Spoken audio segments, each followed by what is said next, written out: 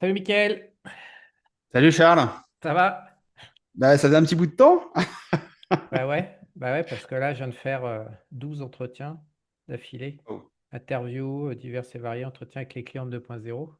Et en Mhm. fait, il y a eu un désistement et tu voulais parler de ton aventure sur les options qui se passent bien malgré la volatilité avec Trump et ses tarifs. Et puis, j'avais pas de place pour toi parce que les clients de 2.0 sont quand même prioritaires. Je me doute, ouais.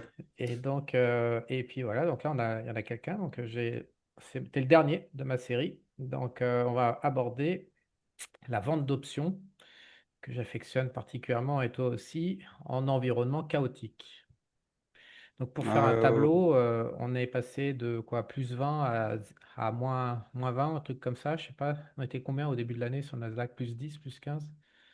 sur le Nasdaq, en début d'année, j'en sais Peut-être rien. On est descendu. à moins On est 22, descendu. non? Moins 25? Ouais, on a fait -15 sur le marché. Je peux te dire ça. Attends, je vais juste calculer. Donc depuis ici, on a fait. Donc par rapport au plus haut du mois de février, on a fait un plus bas à moins 21,23 sur le S&P 500. Et sur la Nasdaq, on a dû faire, donc là, attends, début janvier, sur le plus haut du mois de février, avec le plus bas du mois de. Ouais, on a fait quasiment moins 26 sur le QQQ, ouais, Donc effectivement. correct Ouais. de drone. Et donc généralement, bah, les gens qui vendent des options, particulièrement des puts, se font couper les couilles avec ce genre de mouvement. En plus, c'est assez soudain parce que c'est un mouvement créé un peu artificiel par Mhm. un effet d'annonce qui n'était pas franchement prévu, mais prévisible. Et puis en fait, ce qui s'est passé derrière, c'est que c'est remonté quasi en ligne droite en faisant un beau V, un peu comme le Ouais. crack de 1997. Donc il y avait de quoi faire plein d'erreurs face à... C'était quand même un mouvement plus chaotique qu'un marché baissier comme en 2022.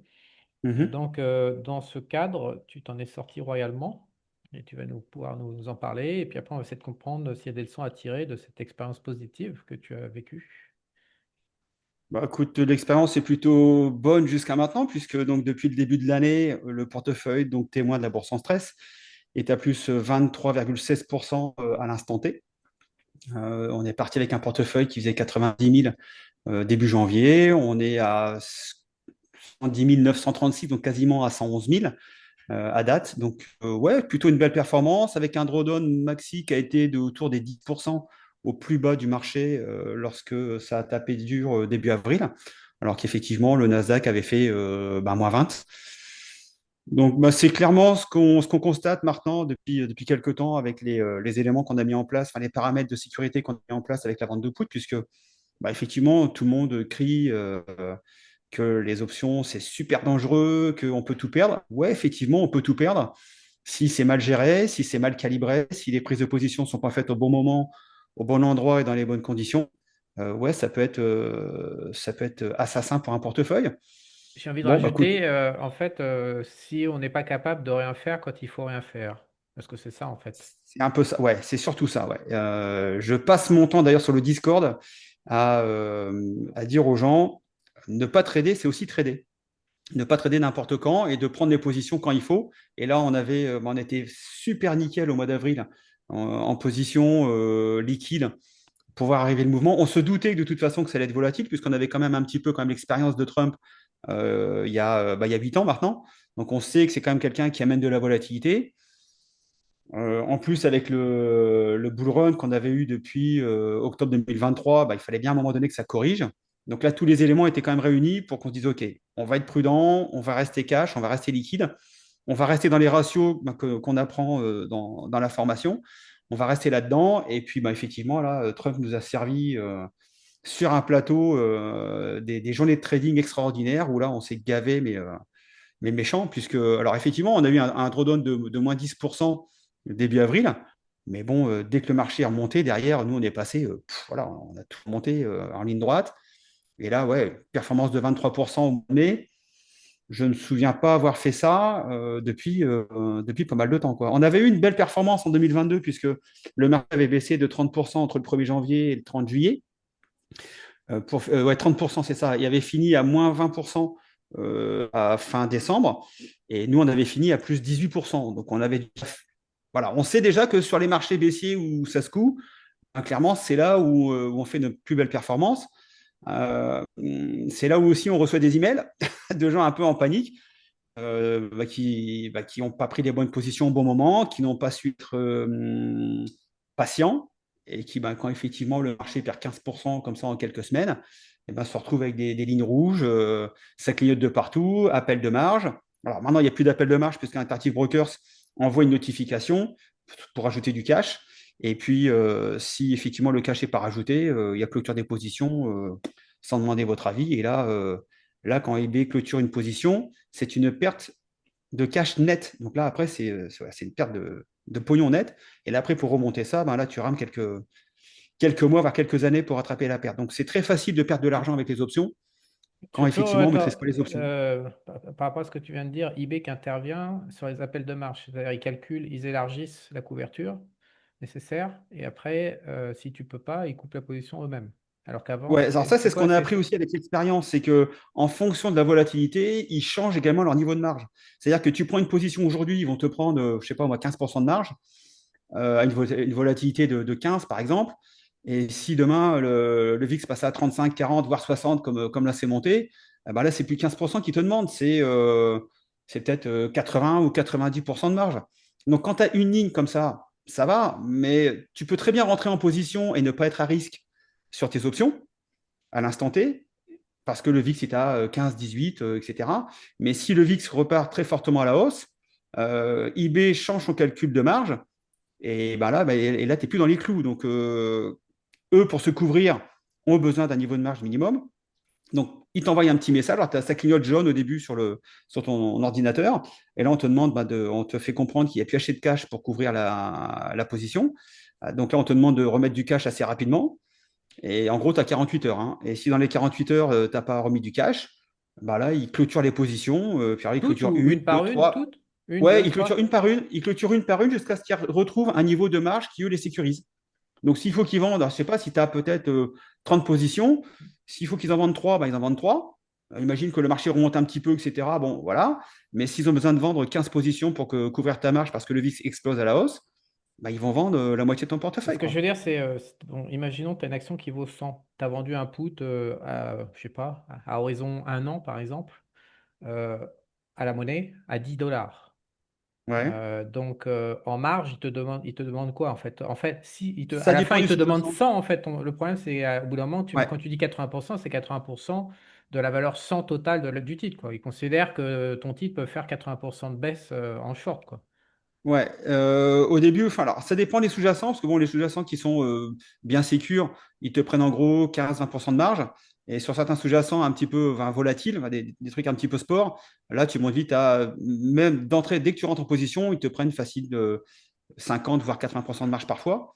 Et le problème, c'est qu'en plus, c'est ce qu'on a compris avec eBay, avec l'expérience, les recherches, les appels qu'on a eu avec eux, c'est que dès que le titre, dès que l'option passe dans la monnaie, le niveau de marge explose. Et là, et quand tu te retrouves avec tous tes puts qui sont dans la monnaie, voilà, ta marge explose. Et là, à moins d'avoir, voilà, à moins d'avoir un Explose. super gros Elle portefeuille, n'était pas jamais 100%, en fait. Tu es en train de dire, en fait, qu'ils veulent l'équivalent de l'actif en marge, quoi. Exploser, au c'est bout d'un moment, ouais. 100%. Ouais, ouais, quand on est monté à 60, ouais, là, j'ai eu quelques gars qui m'ont appelé un peu en panique. Alors malheureusement, il y a des gens qui m'ont appelé, mais un peu trop tard. Ils avaient déjà soldé avant les positions, alors que en prenant les positions ligne par ligne, il n'y avait pas normalement matière à paniquer, parce qu'il n'y avait pas encore eu d'appel de marge à ce moment-là. Mais les gens ont paniqué en voyant les taux de marge baisser et les Donc, ils sont sous-jacents en effet de baisser. levier quelque part. Tu es en train de nous Ouais, dire, la ouais. vente de put, ça se passe. euh, si tu vends des puts cash, en fait, ouais, bah, ils appellent ça les puts cash secure. Alors le Déjà, cash non. secure put, c'est un put où normalement tu as l'ambition de te faire assigner. Voilà, moi, c'est ce que je fais. Donc, Ouais. là, tu n'es jamais emmerdé par eBay. Ben, si tu maîtrises ton risque, non. Si jamais voilà, tu Non, je as veux un dire, gros si tu es cash portefeuille et que secure sur le compte total, c'est-à-dire que l'ensemble de tes positions put cash secure, tu es sécurisé sur le compte. Donc, ils ne vont pas demander 110 ou 120% de marge. Donc là, tu n'es pas emmerdé. En fait, tes emmerdes démarrent à partir du moment où. Enfin, je veux juste débattre, comprendre, vas-y, être vas-y, sûr de bien vas-y, comprendre.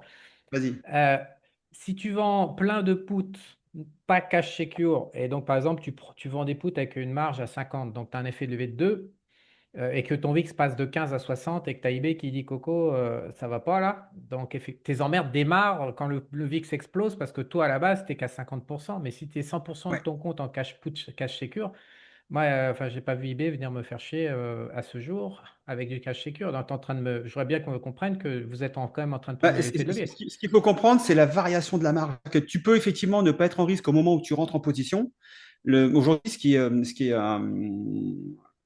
parce que hyper. si on fait un put cash secure, normalement, en ce moment, avec un VIX à 60, ça te rapporte à la monnaie, aller du 10% selon les titres, entre 8 et puis Ouais, mais avec un 15%. VIX à 60. Mais le Ouais, problème, c'est que les gens aujourd'hui qui vendent des puts n'attendent pas d'avoir un VIX à je sais, 60 mais pour c'est vendre des donc pour puts. ça qu'ils vont pour vendre plus de puts qu'ils n'ont de cash secure. Et puis quand il y a la baisse qui arrive, c'est le piège qui se referme en fait. C'est C'est toujours le même ça. piège. C'est qu'en C'est fait, ça. C'est ils ça vendent qu'en plus en de puts gros, ouais, tu qu'ils ont de as un cash VIX secure et 15. donc à 15 ou 20 de VIX. Et puis quand le VIX il monte, et ben, il y a le broker qui arrive, il est coco. Là, C'est ça le là, problème. si ça baisse trop, bah, tu vas pas pouvoir me payer et donc je te coupe en avant. Mais et tout le truc, c'est de pouvoir attendre comme tu l'as fait. C'est pour ça que ça se passe bien pour toi. Ouais. C'est-à-dire que les gens, ils doivent Mais comprendre que tu as attendu que ton VIX, j'ai été te voir il y a un an à Phoenix, en juin même, je suis retourné à Phoenix et tu branlais que dalle et tu me disais, ouais, mais le VIX est merdique, je peux rien faire. Et donc tu c'est faisais ça. rien et tu C'est t'emmerdais. ça. Et les gens, ils veulent pas ne pas s'emmerder. Donc pour garder un semblant de rentabilité, bah, ils accumulent les puts non secure cash. Et puis quand ça se retourne, eh ben, ils peuvent pas courir. C'est un peu ça quand même. Je veux dire, il faut quand Ah même bah pas déresponsabiliser le client et dire que c'est la faute d'eBay. Je veux dire, à un moment, il non, faut non, quand même. non, non, non, non, non, non, non, Ouais. non, non, c'est surtout pas la faute d'eBay, c'est la faute effectivement du trader qui prend des positions n'importe quand, n'importe comment, dans n'importe quelle condition, sans respecter Qui des niveaux accumule de du marge. risque via de l'effet de levier, tout Ouais, simplement. c'est-à-dire qu'effectivement, si le VIX bouge pas, tu vends un cash secure put, le VIX bouge pas et ton sous-jacent bouge pas, bon, Alors bah, c'est 7%, royal over. ça reste qui rapporte pas assez, mais finalement, quand tu réfléchis, quand tu as eu patrimoine, c'est déjà bien, quoi, du 5, 7, Mais c'est 8%. la réflexion que tu as toujours, c'est de dire de toute façon, un bon trader, on le voit sur 5 ans, puisque tu peux aussi avoir différentes années. On a eu le cas en 2013, 2014, 2015, où pendant 2-3 ans, si tu regardes le S&P 500, ça monte tranquillou, hein, c'est une hausse un peu larvée. La volatilité, elle est déplorable. On a même battu un record à 8 et des bananes en 2017, je crois. Donc là, ben, vu que tu n'as pas de prime, bah, puis que le marché monte, ben, tu vends des puts à la monnaie, avec un VIX à 8 ou 10. Et puis, ah, Ça rapporte zut, combien, arrive ça? ça rapporte rien au niveau des primes, ça rapporte rien, rien, 3, rien, 4, rien. 5% à l'année, non? Ouais, mais même pas, même pas. Ouais. Non, franchement, les primes sont ridicules. Même là, on a vu, là, on a été surpris du prix des primes, même avec un VIX autour des 20-25, puisque on s'est aperçu que même avec un VIX autour des 20-25, on avait des primes qui n'étaient pas top, qui n'étaient pas au niveau d'avant. Il a fallu quelques jours pour que les primes commencent à remonter. Un VIX identique. Mais si tu prends effectivement tu fais de la vente de put avec un VIX à 8-10, tu vends ça à la monnaie, tu te prends un petit événement de marché, ne serait-ce qu'un -8, -10%, le VIX il passe ne serait-ce que de 7 à 20, tu vois, qui n'est pas non plus un niveau extraordinaire. Alors là, tu as le Vega qui se met en route, tu as le Gamma qui se met en route, puis alors là, ça te collecte dans tous les coins, quoi. Donc, par contre, effectivement, si tu vends des puts allez, légèrement OTM quand le VIX est à 60. Bon, bah, d'ailleurs, de toute façon, la performance, on l'a fait grâce à ça, puisque donc, le VIX est monté à 60, derrière, il s'est écroulé, et on a continué à vendre à 40, à 50, etc. Aujourd'hui, on est en dessous de 20. Moi, j'ai vendu des contrats, j'ai vendu des contrats jusqu'à janvier. Là, j'ai déjà racheté beaucoup de contrats sur août, septembre. J'ai déjà racheté des contrats que j'avais vendus là, donc au mois d'avril, en ayant pris 80-90% de la prime. Parce qu'avec l'effet justement contraire de la baisse du VIX de façon hyper importante et de la remontée des sous-jacents, là, on a eu l'effet ciseau, mais à l'inverse. C'est-à-dire que là, les primes ne valent plus rien. Et là, j'ai déjà des primes. Là, quand je regarde mon tableau, sur août et septembre, je suis entre 70 et ouais, entre 50 et 70% des primes collectées en l'espace de 2 mois, sur des échéances de 6 mois. Donc, voilà quoi. Tu fais en moyenne des échanges de combien? Tu affectionnes combien? Alors nous, on n'est pas du tout court terme. Je sais qu'il y a une grosse tendance à vouloir faire des puts à 45 jours. On vous montre pendant la formation que pour se faire collecter, il n'y a rien de tel. Alors ça marche tant que ça marche. Le problème, c'est que c'est quand ça marche plus, ça collecte tout. Et c'est ce que tu disais, hein, tu fais du trading pendant 3-4 ans, ça marche très bien. Et puis le jour où tu as l'événement de marché, ça te collecte 3-4 ans de trading. Et puis derrière, tu remets 5 ou 6 ans à tout ramener. Là, c'est pareil. Donc nous, avec l'expérience, aujourd'hui, on est au minimum sur du 3 mois en vente de put. Et aujourd'hui, tu vois, j'ai des contrats jusqu'en janvier et qui ont été pris Donc du 6 mois, quoi, il 8 y a mois. déjà un mois. Ouais, on a des contrats, on est sur du 3, 6, 9 mois.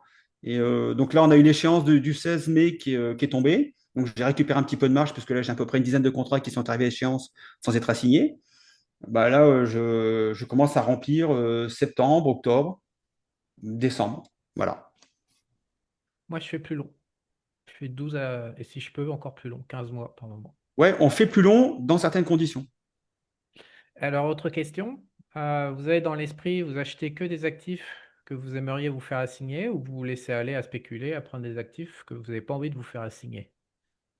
Alors, la règle d'or veut que normalement, on vende des puts sur des valeurs qu'on est prêt à recevoir en portefeuille. Déjà, on choisit des valeurs avec des dividendes. Comme ça, si on l'a en portefeuille, on touche un petit peu de dividendes. Moi, j'ai eu le cas sur Bank of America que j'ai gardé pendant 2 ans et demi en portefeuille. Donc, je me suis fait assigner en mars 2022 et je les ai revendus en septembre 2024. Donc, j'ai gardé ça pendant 2 ans et demi. Je les ai revendus au même prix que j'avais acheté. Donc, j'ai rien gagné sur le sous-jacent. Par contre, derrière, bah, j'ai collecté pendant 2 ans et demi des dividendes, j'ai collecté des ventes de put, j'ai collecté des ventes de call. Donc, je me suis fait à peu près, je crois, 2200 $ de gains entre les dividendes et puis les différentes ventes de call et de put. Donc, effectivement, dans l'absolu, on choisit quand même plutôt des belles valeurs.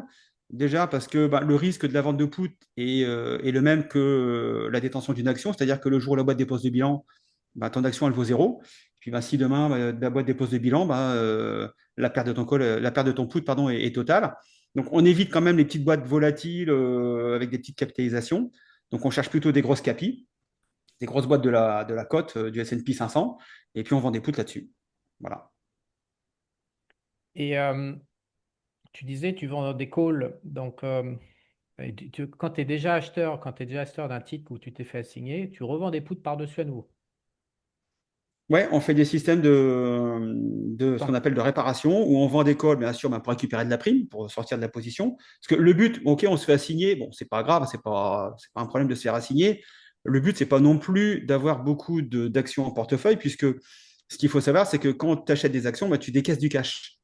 Et le cash, nous, il sert de collatéral quand tu fais de la vente de put. Donc, en gros, le but, c'est d'avoir le moins de titres possible en portefeuille pour avoir un maximum de cash, pour avoir un maximum de marge. Donc, nous, le fait d'avoir une action en portefeuille, ce n'est pas un problème, sauf que bah, on ne veut pas la garder trop longtemps, quoi. À part si vraiment on veut une belle action qu'on aime bien parce que voilà, on a un affect avec, et puis elle distribue des beaux dividendes, et puis elle est sur un beau train de dossier, puis on a envie d'avoir des actions en portefeuille, ça peut arriver, mais en règle générale, ça ne nous dérange pas de nous faire assigner, mais l'objectif, c'est quand même de ressortir de la position.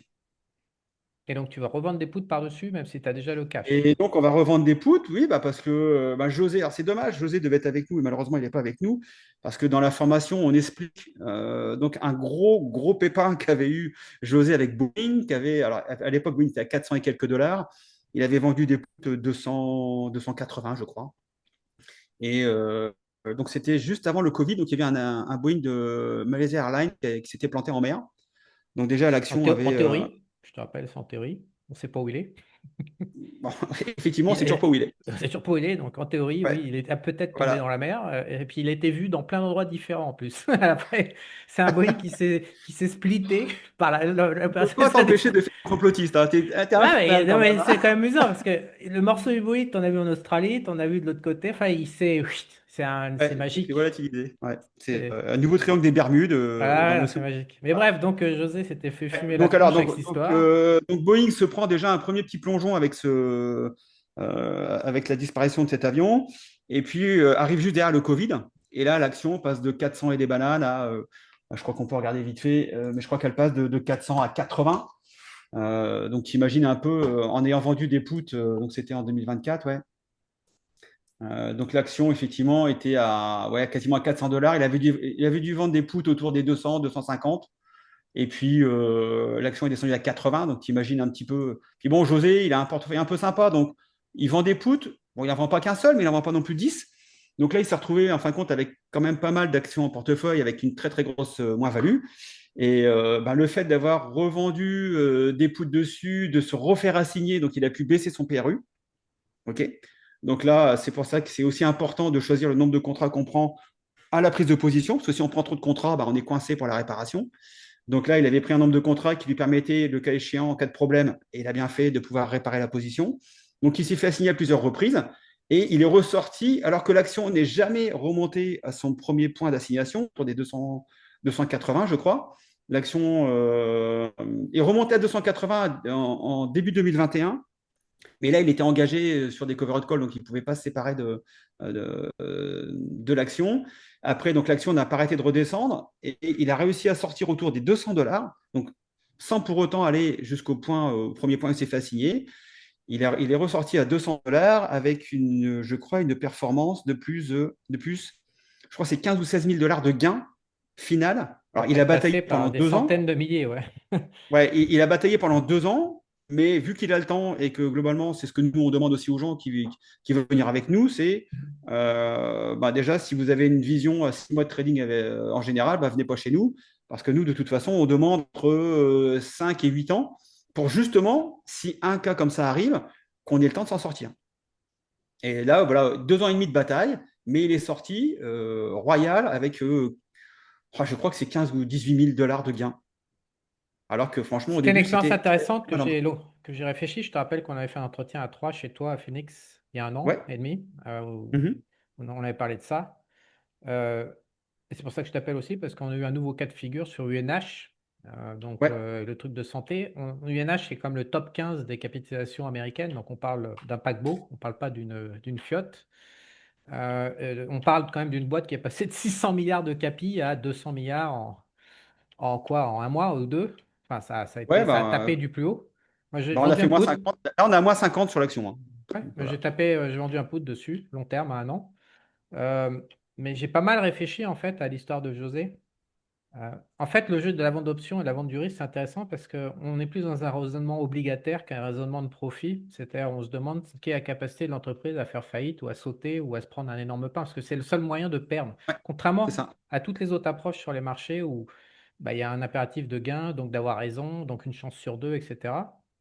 Et puis, il y a tellement de paramètres. La vente d'options, on peut avoir tort et gagner, en fait, dans une C'est ça. certaine mesure. Là où Mhm. on a tort, on est sûr de perdre, c'est UNH qui vient d'avoir lieu ou alors Boeing. Et je me suis posé pas mal de questions quand on avait fait notre call à trois après. C'est dans quelle mesure je m'autorise à faire des choses en vente de puts par rapport à qu'est-ce qui peut baiser la boîte, en fait. C'est ça. Et je t'avouerai que sur UNH, j'ai pris qu'un. C'est une expérience en théorie. En fait, je suis un peu con. J'aime bien de temps en temps être un peu con. Et donc, quelque part, UNH, elle peut sauter comme Boeing. Boeing, c'est normal, c'est industriel, donc ça peut être cyclique, ça peut être. Voilà, on peut toujours dire qu'il y a toujours besoin d'avions, mais en fait, c'est pas vrai. Il peut y avoir un accident industriel, il peut y avoir une nouvelle innovation dans le transport, enfin, il peut y avoir beaucoup de choses. Donc Boeing, c'était quand même plus casse-gueule. À la base, UNH, c'est quand même censé être moins casse-gueule que Boeing, Ouais. parce que c'est de la santé, parce qu'il y a 80 millions de clients. C'est pas des gros clients, c'est des millions, des dizaines de millions de clients, c'est voilà. Et puis tu vois, bah, Trump qui arrive avec le prix du Médoc, plus le mec qui se fait buter, le boss qui se fait buter, plus. Ah, ça sent de toute façon le truc qui pue. Et donc je me suis posé la question, bon, ok. En théorie déjà, on n'aurait pas dû avoir ça sur un H, ça a eu lieu. Et c'est Ouais. pour ça que je voulais qu'on débatte ensemble. Mon raisonnement, c'est-à-dire, bon, la mer a déjà eu lieu. Donc là, on est à 300. Moi, on est à ouais, 300. Je crois que j'ai vendu à Ouais, 300. 2,80, 2,95, ouais. Ouais, bon, je suis à 306. Voilà. Donc j'arrive à moins 50. J'ai attaqué le truc à moins 50. Ça peut faire moins 80. Donc je peux me reprendre une grosse tôle. Mais je me suis dit, une fois que la vague d'emmerde est passée, est-ce que vous êtes attiré? Parce que à la base, si je prends mes critères techniques normaux par rapport au risque, au timing, ça, je ne vends pas de put là-dessus. Ça a été trop violent. Mais je me Ouais. suis dit, tiens, et si une fois. Parce que j'ai déjà fait ça. Il y a eu BP, il y a une plateforme pétrolière qui avait pété dans le golfe du Mexique, là. Je ne sais pas si tu te souviens, il y a quelques années. Ouais. Ils Et ont fait ça, un film d'ailleurs, je crois, dessus. Il y a eu un film qui a été fait avec un acteur américain super connu, là, ben, Wahlberg, un ouais. truc comme ça, je crois. Ouais, ça me dit quelque Ouais. chose. Donc ça pète. Donc là, on parle toujours des grosses boîtes, du top 50 Mm. de la Ouais. capitalisation américaine. Donc là, ça avait pété. Donc moi, j'avais été venu après que ça pète. J'avais acheté, j'avais gagné énormément. Et donc, je ne sais pas si vous avez étudié. Je n'ai pas franchement bétonné mon risque là-dedans parce que c'est pas ma zone de confort habituelle. Mais c'est vrai qu'aller chercher les trucs qui pètent. Tu vois, par exemple, il y a un truc qui a pété, mais ça a pété lentement, c'est Baba.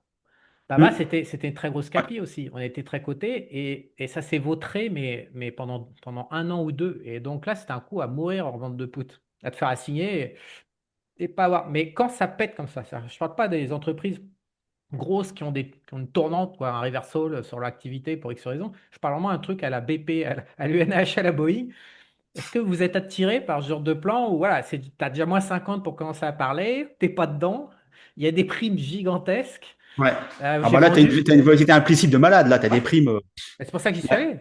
J'y suis là, allé. on peut regarder en Mon direct. put, je l'ai vendu pour te dire, je crois, 47, 4700 pour un put. Donc j'ai un prix de revient. Je crois que je suis à 245, un truc comme ça, pour me faire assigner. Tu veux quoi? Tu veux à la monnaie, par exemple, ou pas? Ouais, j'ai vendu à la monnaie. Ouais. Bah tiens, regarde, allez, un put à la monnaie à janvier, donc à 234 jours. Donc on va dire à 295. Aujourd'hui, alors c'est 290 ou 200 ou 300. Ouais, et non, 50 balles, 60 balles. T'as rigolé. C'est Ah pour ça que.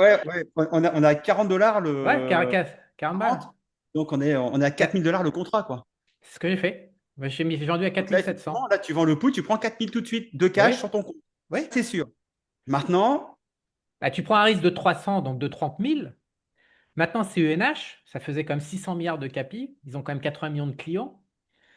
Donc UNH, quand tu la regardes, si je me fais exécuter à 250, mais c'était comme BP, mais c'est comme Boeing. Une fois que la merde allait passer, est-ce que vous avez déjà réfléchi à une stratégie, on pourrait, je sais pas comment on pourrait l'appeler, la merde, une stratégie, ouais. mais violent, quoi, un truc comme là.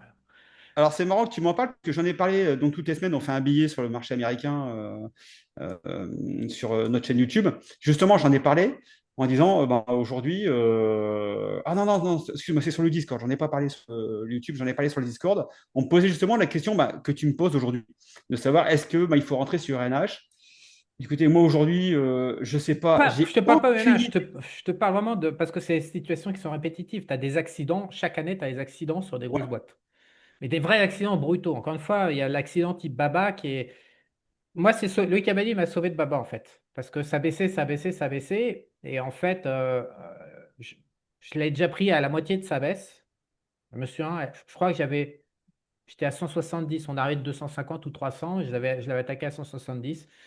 Et ça avait un peu rebondi. J'appelle Loïc, il me dit Charles, Baba, à 170, c'est une blague, ça vaut 70 ou 80. Il m'avait annoncé en value. Là, à 170, pas encore largement au-dessus. Je regarde le truc, je dis putain, bordel, je prends mon gain, je suis sorti et il a sauvé mon cul. C'est Mhm. l'importance d'un bon entourage avec des opinions contradictoires. C'est Toujours ça. être entouré de gens qui ne pensent pas comme soi, parce que c'est extrêmement dangereux. Donc là, sur ce coup-là, bon, j'ai pas mis des grosses pauses, mais voilà, je me suis être sorti grâce à Loïc. Et derrière, ça lui a donné raison. On a eu un cas de figure comme on en a beaucoup. Actuellement, par exemple, tu as Wendy aux US dans la bouffe qui est en train de se planter en ligne droite, mais avec lenteur et tu regardes WEN. Ah, justement, j'ai en train de taper dessus, ouais. Tu vois, Euh, ce genre de plan pour les vendeurs de poutres, et tu pars, tu finis au cimetière avec Bah, ça. disons que l'avantage de ça, c'est qu'effectivement, si tu vends des poutres là-dessus, bon, en plus, alors l'action vaut 11. Donc ça veut dire que vendre des poutres là-dessus, les primes vont être bah, en Ouais. rapport donc assez ridicule. Donc là, le gars, il va vendre plusieurs contrats pour avoir une belle prime. Et ouais, mais ça peut, bah, Bah, pour moi, ça peut, ça peut ça très bien t'envoie descendre aussi. à 6. Graphiquement, tu as un gros support à 6. Ouais, l'action peut encore, donc elle part de Mais c'est surtout 24, le temps. C'est aller à surtout qu'elle peut te 12. traîner, elle peut te traîner 6 mois en descente C'est lente, ça. donc tu es tout le temps en perte et tu peux pas te refaire. Donc ça, je les élimine, ces boîtes-là. Mais Ouais. parlons de BP, des bordels qui te pètent d'en haut, là, ou de UNH. C'est pas genre UNH, c'est une boîte. C'est juste qu'on retrouve cette pattern sur les 50 premières capis, au moins une fois ou deux par an. Tu as un crash sur une des boîtes primaires pour une Donc là, tu n'es pas connerie. encore dedans. Tu Si, n'es pas encore dedans. En gros, tu me demandes ce que moi je ferais avec UNH en n'étant pas encore dedans aujourd'hui.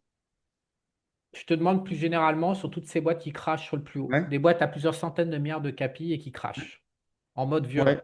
Ben, Tu vas on t'y n'y met mettre pas les dedans ou mains pas, parce toi?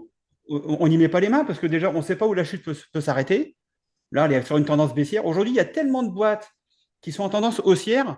Pourquoi on va aller s'emmerder à aller prendre du risque sur des boîtes qui sont clairement en tendance baissière et surtout, on ne sait pas où va s'arrêter la baisse. Là, tu regardes Wendy's aujourd'hui.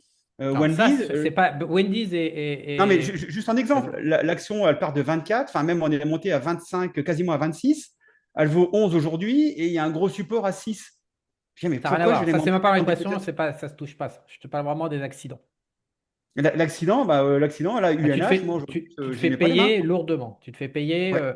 En fait, quand tu as un accident, regarde, parce que toutes les accidents se terminent à -80 à peu près, que ce soit Bicoque et Mm, compagnie, tu fais du -80. Donc là, tu ouais. l'attaques à -55. On te donne 15% à un an. Donc, ça veut dire que tu as un prix de revient à -70 et tu prends un risque sur 10. Moi, c'est ça que je Mm, constate. Et mm. donc, je me dis, est-ce que les gars, vous avez déjà réfléchi à une approche plus systématique? Parce que toucher 15 pour perdre 10 de plus, c'est en ta faveur. Et donc, si tu te fais mettre, bah, tu te retrouves avec un titre qui était dans le top 50 sur un accident qui peut quand même se gérer. Il y a toujours les clients, etc. Et tu sais que dans le pire des cas, la plupart des. Allez, 80-90% des accidents, ça s'arrête à -80, 80-85. Ouais, maintenant, le problème de ces boîtes-là, c'est que ça peut déposer bilan. Et d'ailleurs, José s'est fait attraper il y a quelques années sur une boîte canadienne qui était pas une grosse boîte dans la pharma, VRX, un truc comme ça, si mes souvenirs sont bons. On s'est aperçu que la boîte était un VRX, gros fake. Hein? VRX, Ouais, je crois, ou un truc dans ce genre-là. Mais Pharma. ça date déjà d'il y a quelques années. La boîte a fermé, hein. Donc, Non, cherche mais pas je regarde la sa boîte. taille initiale. Valéant, VRX, Valéant Pharmaceutique International, c'est ça? C'était au Canada, ouais. Et en fin de compte, on s'est aperçu après un audit que la boîte était un fake et que c'était une coquille vide. Bon, bah là, la boîte, elle ferme. Tu as tout perdu, quoi. Donc aujourd'hui, est-ce que ça vaut le coup, comme une boîte sur UNH, de dire, OK, bon, je vends un put à la monnaie, je vais tirer effectivement 4000 balles de prime. Par contre, si demain la boîte dépose le bilan, je perds 30 000, quoi. Bah, moi, à titre perso, je préfère la jouer petit, comme on fait depuis des années. On va aller chercher des primes de 100, 150, 200 dollars sur des petites valeurs tranquilles qui montent ou qui ont une très faible volatilité. Alors, effectivement, on n'est pas à l'abri. Là, on s'est fait allumer sur une boîte qui s'appelle TTD. Si tu regardes un peu, TTD, c'est une belle boîte. Ça montait bien, c'était sympa. Et puis, il y a eu apparemment une suspicion de fraude début Tu février. vois, attends, excuse-moi, Là, je suis en train de regarder parce qu'il faut quand même que j'essaye de voir le prix de clôture. La boîte, elle a sauté, VRX, c'est ça? Valéant, elle a sauté. ouais, ouais, ça a sauté, ouais. Ça a sauté en capi. Market capitalisation, alors je sais, il faudrait que j'ai un historique de la capitalisation, mais c'était à 8 Je milliards crois, quand je ça a crois qu'il a dû sauté. perdre entre 25 et 30 000 balles à l'époque, José. 8 milliards en capitalisation. Bon, déjà, Ah ouais, moi, c'était une grosse boîte et tout. Elle cochait toutes les cases. Sauf que bah, la boîte, c'était un fake. Et un peu là, comme bah, ça, tu Enron peux pas le en l'an savoir. 2000. C'est ça, ouais. Complètement.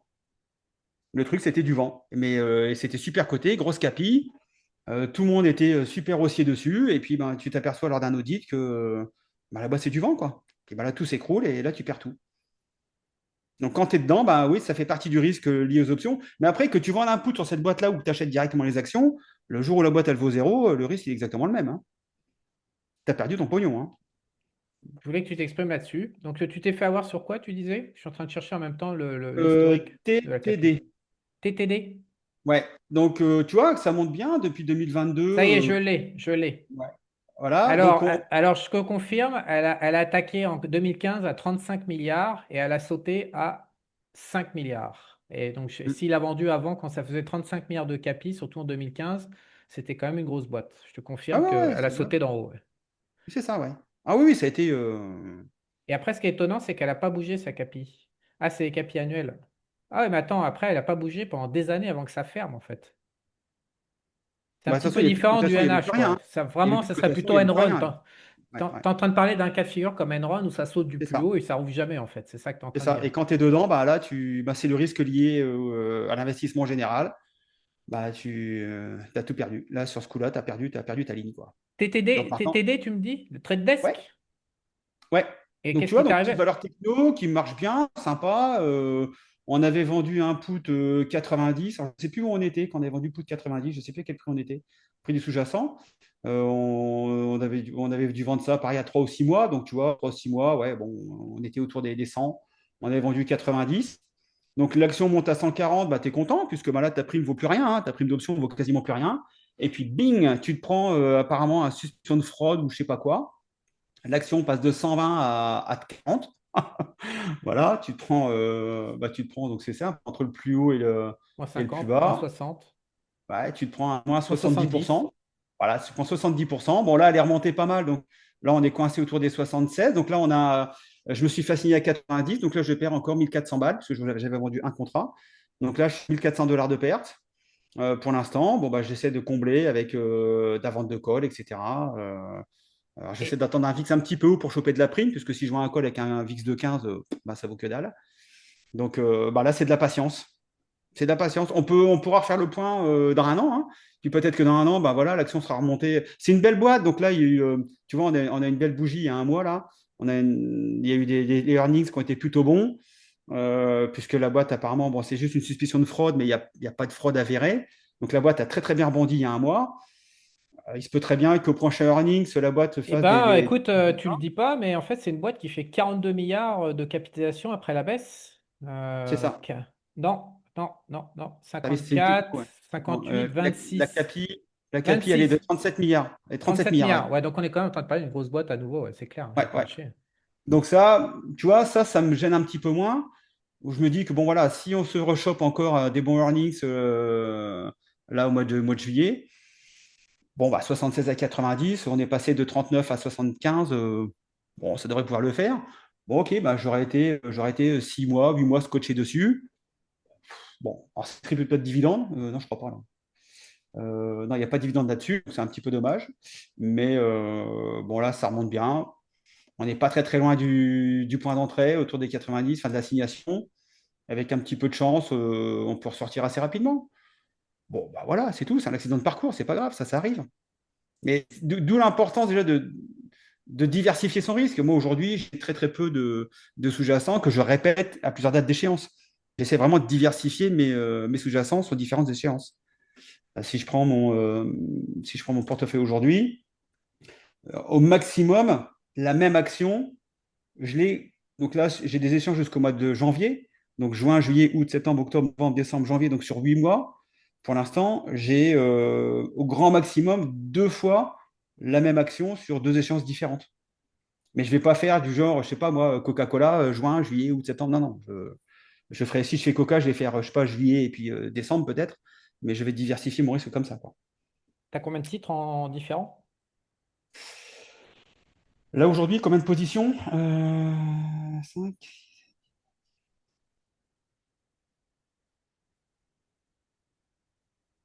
J'ai à peu près autour des 35 ventes de put aujourd'hui. Tu as 35 entreprises différentes en portefeuille. Non, non, j'ai pas 35 entreprises différentes, puisque là, je vois, j'ai AGQ, je l'ai 2 fois. VLO, celle-ci, je l'aime bien, je l'ai 2 fois aussi. Tu as une Euh, trentaine, quoi. Là, j'ai Tesla, je l'ai 2 fois. Putain, tu vends du put sur Tesla? Oh, enfoiré. Ah ouais, tu vends du put sur Tesla, mais on vend du put sur Tesla à certains moments, dans certaines conditions. Et là, je peux te dire que on s'est fait la cerise, quoi. Avec un risque Ouais. qui est aujourd'hui, en plus Tesla est en train de péter un plus haut. Ouais. Je peux te dire que là, la prime qu'on a vendue, elle vaut que dalle, quoi. Tout, Ouais. tout en fin de compte, il y a une question de timing. Avec les options, c'est ce qu'on s'aperçoit. On a fait on a fait ces erreurs-là quand on a débuté, quand on a commencé autour des années 2010-2012 avec Philippe et José, parce qu'on n'avait pas le recul nécessaire. On s'est fait attraper aussi avec des appels de marge, avec des portefeuilles qui partaient un peu à l'envers, des drawdowns qui étaient quand même hyper impressionnants. Là, aujourd'hui, tu vois, le Nasdaq fait -20, nous, notre drawdown, il fait que -10. Donc, on arrive complètement à gérer les drawdowns. Aujourd'hui, à se choper un marché baissier de -30 ou 35, voire 40%, franchement, aujourd'hui, mais moi, ça me fait rigoler, quoi. On passe à travers, mais sans problème. Parce que effectivement, il y a des moments où on ne traite pas, on garde nos billes et on traite au bon moment. Alors oui, c'est un peu chiant, mais aujourd'hui, ça ne gêne pas mes clients, puisque aujourd'hui, sur 150 clients, la moitié de mes clients sont ingénieurs. Après, j'ai du chef d'entreprise, j'ai de la profession libérale, j'ai du pilote de ligne, j'ai de l'avocat, enfin, des chefs d'entreprise qui ont vendu leur boîte, etc. Donc, beaucoup de gens qui, en règle générale, ont quand même une activité professionnelle relativement soutenue. Et les gars ne peuvent pas passer 8 heures par jour devant un écran. Donc là, bah, ça leur convient très très bien. Il y a des jours de trading bien définis. Le matin, en 3 secondes, ils voient s'ils vont pouvoir trader ou pas. Ils passent leurs ordres suivant les paramètres qu'on leur a pris en formation. Et puis après, bah, ils attendent la date d'échéance, c'est-à-dire 3 mois, 6 mois. Alors parfois, on déboucle des positions quand effectivement, si tu vois un put de 6 mois et que l'action bah, part à la hausse d'une façon fulgurante et que ton contrat ne vaut plus rien et que tu as bouffé Tiens, 80% de ta... je vais te poser une question là-dessus. Vas-y. Parce que le cas est arrivé dans mon... J'ai acheté XOP, l'ETF, puisque je suis expatrié, j'ai l'honneur et le plaisir de pouvoir accéder aux ETF américains, comme toi. Pas pourquoi je m'en priverais. Ah, mais les Européens aussi, on a une petite technique pour ça, il faut la Oui, bah connaître. aussi, on peut, t'inquiète, on s'appelle CHF, ouais. Bref. Mais c'est vrai Non, même que, pas. Ah non, non, non, non, non. Justement, avec les options, aujourd'hui, allez, je vous donne un petit tips. Si vous voulez rentrer sur un ETF américain, il n'y a absolument aucun problème. oui, Ça vous oui, prend 3 secondes. Vous vendez un put à la monnaie sur l'ETF concerné. Vous vous faites assigner. Vous vous retrouvez oui. Mais avec le il y a une autre sous-jacent. technique, tout simplement, c'est d'aller ouvrir hors MiFID 4 Oui, après aussi, ensuite. ouais. Hmm. Et après, tu peux accéder aux ETF. Mais bon, vu qu'on me fait pas chier et que je peux profiter, je profite. Donc XOP, je l'ai acheté à 102 et c'est monté à 120 tout de suite, 125 même, en ligne droite, Mhm. quoi, en quelques semaines. Et je me suis. Donc, moi, mon idée, c'est. J'ai pas d'impératif de rendement, je suis plutôt de la gestion de patrimoine. C'est-à-dire, j'achète des trucs auxquels je crois et que j'ai envie de garder, comme on disait tout à l'heure. Et après, j'ai envie de les garder et de vendre du call lointain à un an et demi pour multiplier le dividende avec la prime. Donc, ça, c'est mon dada. Et Mhm. donc, le truc, c'est que comme je ne suis pas prétentieux, je me dis que je ne vais pas gagner 25% en 2 semaines chrono sur mon sous-jacent. Ça, je ne l'ai pas prévu. Et d'ailleurs, je n'avais pas trop été exposé à ce genre de surprise depuis un certain temps. C'est vrai que c'est assez rare de pouvoir gagner comme ça autant en si peu de temps. Et donc, je me suis retrouvé comme un con avec mon sous-jacent qui gagne 25%. Alors, c'est cool parce que je vais pouvoir le garder longtemps. Ouais. Sauf que ma vente de call, je me suis retrouvé coincé sur un an. Elle était déjà deep money. Donc, c'est quoi votre. Pour gérer ce cas précis et particulier, tu roules sur du plus long et tu prends la perte sur ton call, tu le roules sur du plus long, sur de Bah, l'échéance plus longue et plus haut. Comment vous gérez ça? Ça, bah, c'est frustrant. déjà, on gère pas ce genre de cas puisque globalement, on vend pas nous déjà d'école à 1 an et demi, puisque pour justement éviter ce problème où le sous-jacent part à la hausse de façon fulgurante et là, bah, tu te retrouves bloqué pendant un an parce que bah, là, tu es coincé. Mais je vais te faire plaisir puisqu'on a actuellement le cas sur SMR qui est en train d'exploser. Ah, je vais la voir. Attends. SMR, je la connais pas. SMR, vas-y, regarde. Alors là, on est en train, là, regarde un peu le truc. Donc, tu vois, petite valeur, tranquille. J'en ai 500 en portefeuille de Senior, celle-ci. SNR, senior. SMR, Ah, excuse-moi, j'ai mis un N, je suis parti en Angleterre. Sierra Mike Romeo. Putain, il me met Voilà. Donc, Nuskel. Vas-y, Seria, macro. Nuskel Power Corporation. Ouais, Nuskel, c'est ça, Nuskel, je l'ai. C'est ça, ouais, ouais. Et donc, tu vois, donc là, on avait. Bah, Ah ça faisait un oui! petit bout. Oh! Ah oui, depuis le mois de Oh. mars, tu vois, on était entre 12 et 18. Donc, moi, je vendais des. Donc, je répartis mes ventes de colle. Je ne vends pas 5 calls parce que j'ai 500 actions, mais je répartis mes ventes de colle. Et là, bah, écoute, en direct live, hein, on est super transparent. Donc, SMR, bah, tu vois, là, j'avais des calls 26, 27, 25. Sauf que l'action est à 35. Donc, je suis 10 OTM. C'est qu'en gros, aujourd'hui, je perds 886 dollars sur mon premier call. J'en perds 788 sur le deuxième et je perds 2200 dollars. Alors, je ne perds pas, mais Non, c'est-à-dire que tu j'ai gagnes sur le vendu un call sous-jacent en 80 face. dollars. Aujourd'hui, il vaut 12 dollars, quoi. Voilà, j'ai vendu 80 cents Oui, je sais pas, je leur le. montre. Je vais partager l'écran, je leur montre Vas-y. la situation parce que Donc effectivement, là, alors, le coup de bol que c'est j'ai, exactement ce que j'étais en train de te bah dire. oui, Tu as bah choisi le bon voilà, c'est exemple. pour ça que tu m'en parles. Donc, tu vois, Voilà, j'ai donc un en exemple. fait, là, tu as vendu. Attends, je suis à quoi là? Je suis sur un mois, je suis con, quoi. Je foutre sur 1 minute. Mets-toi sur Ouais. ouais, une journée, voilà. Donc voilà, donc tu as vendu dans cette zone 12-14 et le Voilà. bordel, il a fait Donc, 100%, quoi. ouais, donc tu vois, donc on avait une résistance autour des 28. Donc on se dit, bon, voilà, on va vendre autour des 25-27. Ça va taper la résistance, ça va redescendre et puis on va passer à travers, quoi. Ouais, sauf Et que là, l'action, elle prend 20% par jour depuis, depuis 3 jours, depuis les 3 dernières séances. Bah là, effectivement, tu es dans la monnaie, mais tu es deep in the money. ouais. Bah là, il n'y a pas grand-chose à faire à part d'attendre. Donc là, Ah, tu prends j'ai pas ta perte pour rouler, pour revendre des calls au-dessus. Ah non, parce que là, le problème, c'est que quand tu as vendu un contrat pour 60 dollars qui en vaut 1000 aujourd'hui, déjà pour rouler, c'est-à-dire pour ne pas perdre sur le rachat de ta position, je Si ne tu sais perds, même pas. tu perds. Mais Non, non, parce que nous, quand on roule, l'objectif, c'est de ne pas perdre, justement. Nous, quand on bah, roule la position, ce qui nous intéresse, ouais, c'est mais la là, tu gagnes plus-value. sur ton sous-jacent en face, donc tu t'en bats les couilles. Ouais, mais Ton là, tu sous-jacent, vois, là, même. il prend, moi, je gagne, mon sous-jacent gagnait, je sais plus, mais grosso modo, ça gagnait 2,5 fois le montant de la perte du call. Donc je me suis dit, la seule solution dans ce problème-là, qui était un peu nouveau, Ça Mhm. consistait à vendre du 135. Donc là, on était à 128. Donc ça consistait à vendre du 135. Au lieu du 115, je me retrouve à 135. Et j'ai rajouté de l'échéance parce que moi, Oui, tu je veux. rajoutes les chances, tu es obligé, tu n'as pas le choix. Ben même, c'est tout bénef, c'est une rente après. Donc j'ai retouché 15 ou 20%. Là, je l'ai pris à 15 mois, je crois. Mais je me suis dit, est-ce qu'il n'y a pas une manière meilleure de faire? Bah oui, J'ai aussi un oui, cas le de problème, figure c'est que je ne sais pas jouer. Je ne ouais, sais mais pas. tu as vendu ton put à 15 mois. Imagine que l'action Donc, passe de 135 à mon call, c'est un ton call, premier pardon. call. Tu as vendu ton call à 15 mois. L'action vaut 135 aujourd'hui. Imagine qu'elle explose, elle monte à 200. Ben, ça va pas monter à 200, c'est XOP, c'est du pétrole. Il faudrait que Mais t'en sais rien. Tu crois que SMR, elle pouvait passer de 12 à 35 en l'espace de Mec, 4 tu es en jours? train de parler de toute l'industrie pétrolière américaine. Tu parles pas d'une boîte de 10 Oui, non, mais, milliards, là. Tu parles d'un même, truc de 5.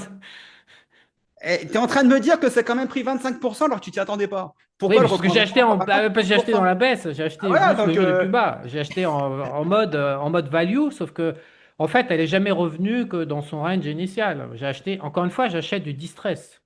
ouais. Mais elle peut C'est, reprendre 20% et là, bah, tu es bloqué pendant 1 an et demi avec Ben, ça. je m'en fous, hein. Si j'ai un sous-jacent qui me paye des dividendes, j'ai 40% de Oui, latent et que j'ai oui, ramassé en oui, plus, j'ai verrouillé mon risque à très haut. oui. Mais si par contre, tu vends à plus court terme, tu prends une petite prime à chaque fois. Et, et nous, Vas-y. c'est ce qu'on Ben, explique non, dans les mais le formations. débat, à mon avis, et on va débattre. Ouais. Donc Parce que nous, on quand tu veux préfère être prendre des rentier, petites ouais, primes à vas-y. court terme et en prendre plusieurs comme ça, quasiment. Là, sur SMR, j'ai des calls au 30 mai, j'ai des calls au 6 juin, etc. Donc j'essaye de vendre comme ça, de rouler mes positions.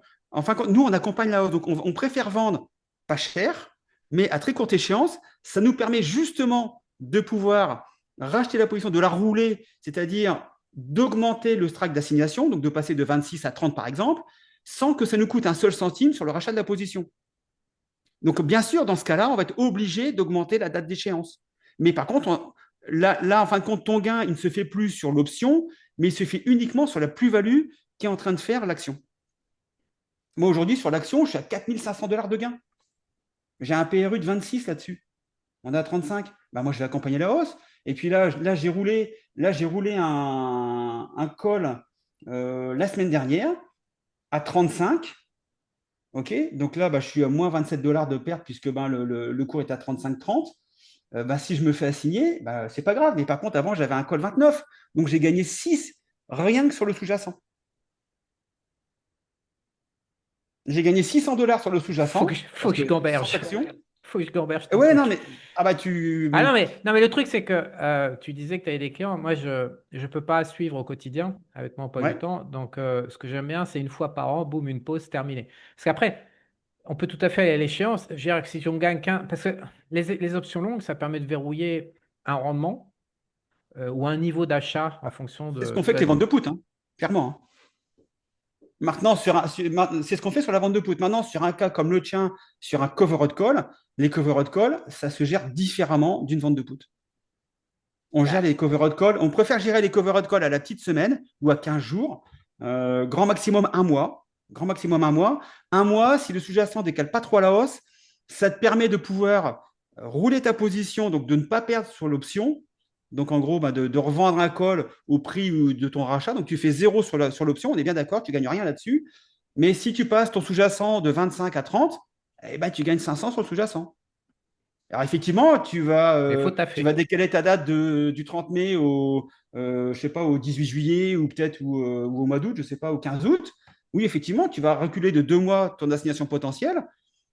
Mais imagine que d'ici juillet, ben, l'action remonte, ben, tu pourras peut-être rerouler. Je sais que José a fait ça sur Microsoft.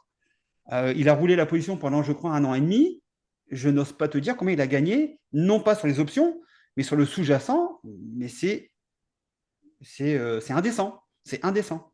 Et là, en fin de compte, là, il faut raisonner différemment. Je ne prends plus la plus-value sur l'option, je la prends uniquement sur l'accompagnement à la hausse du sous-jacent.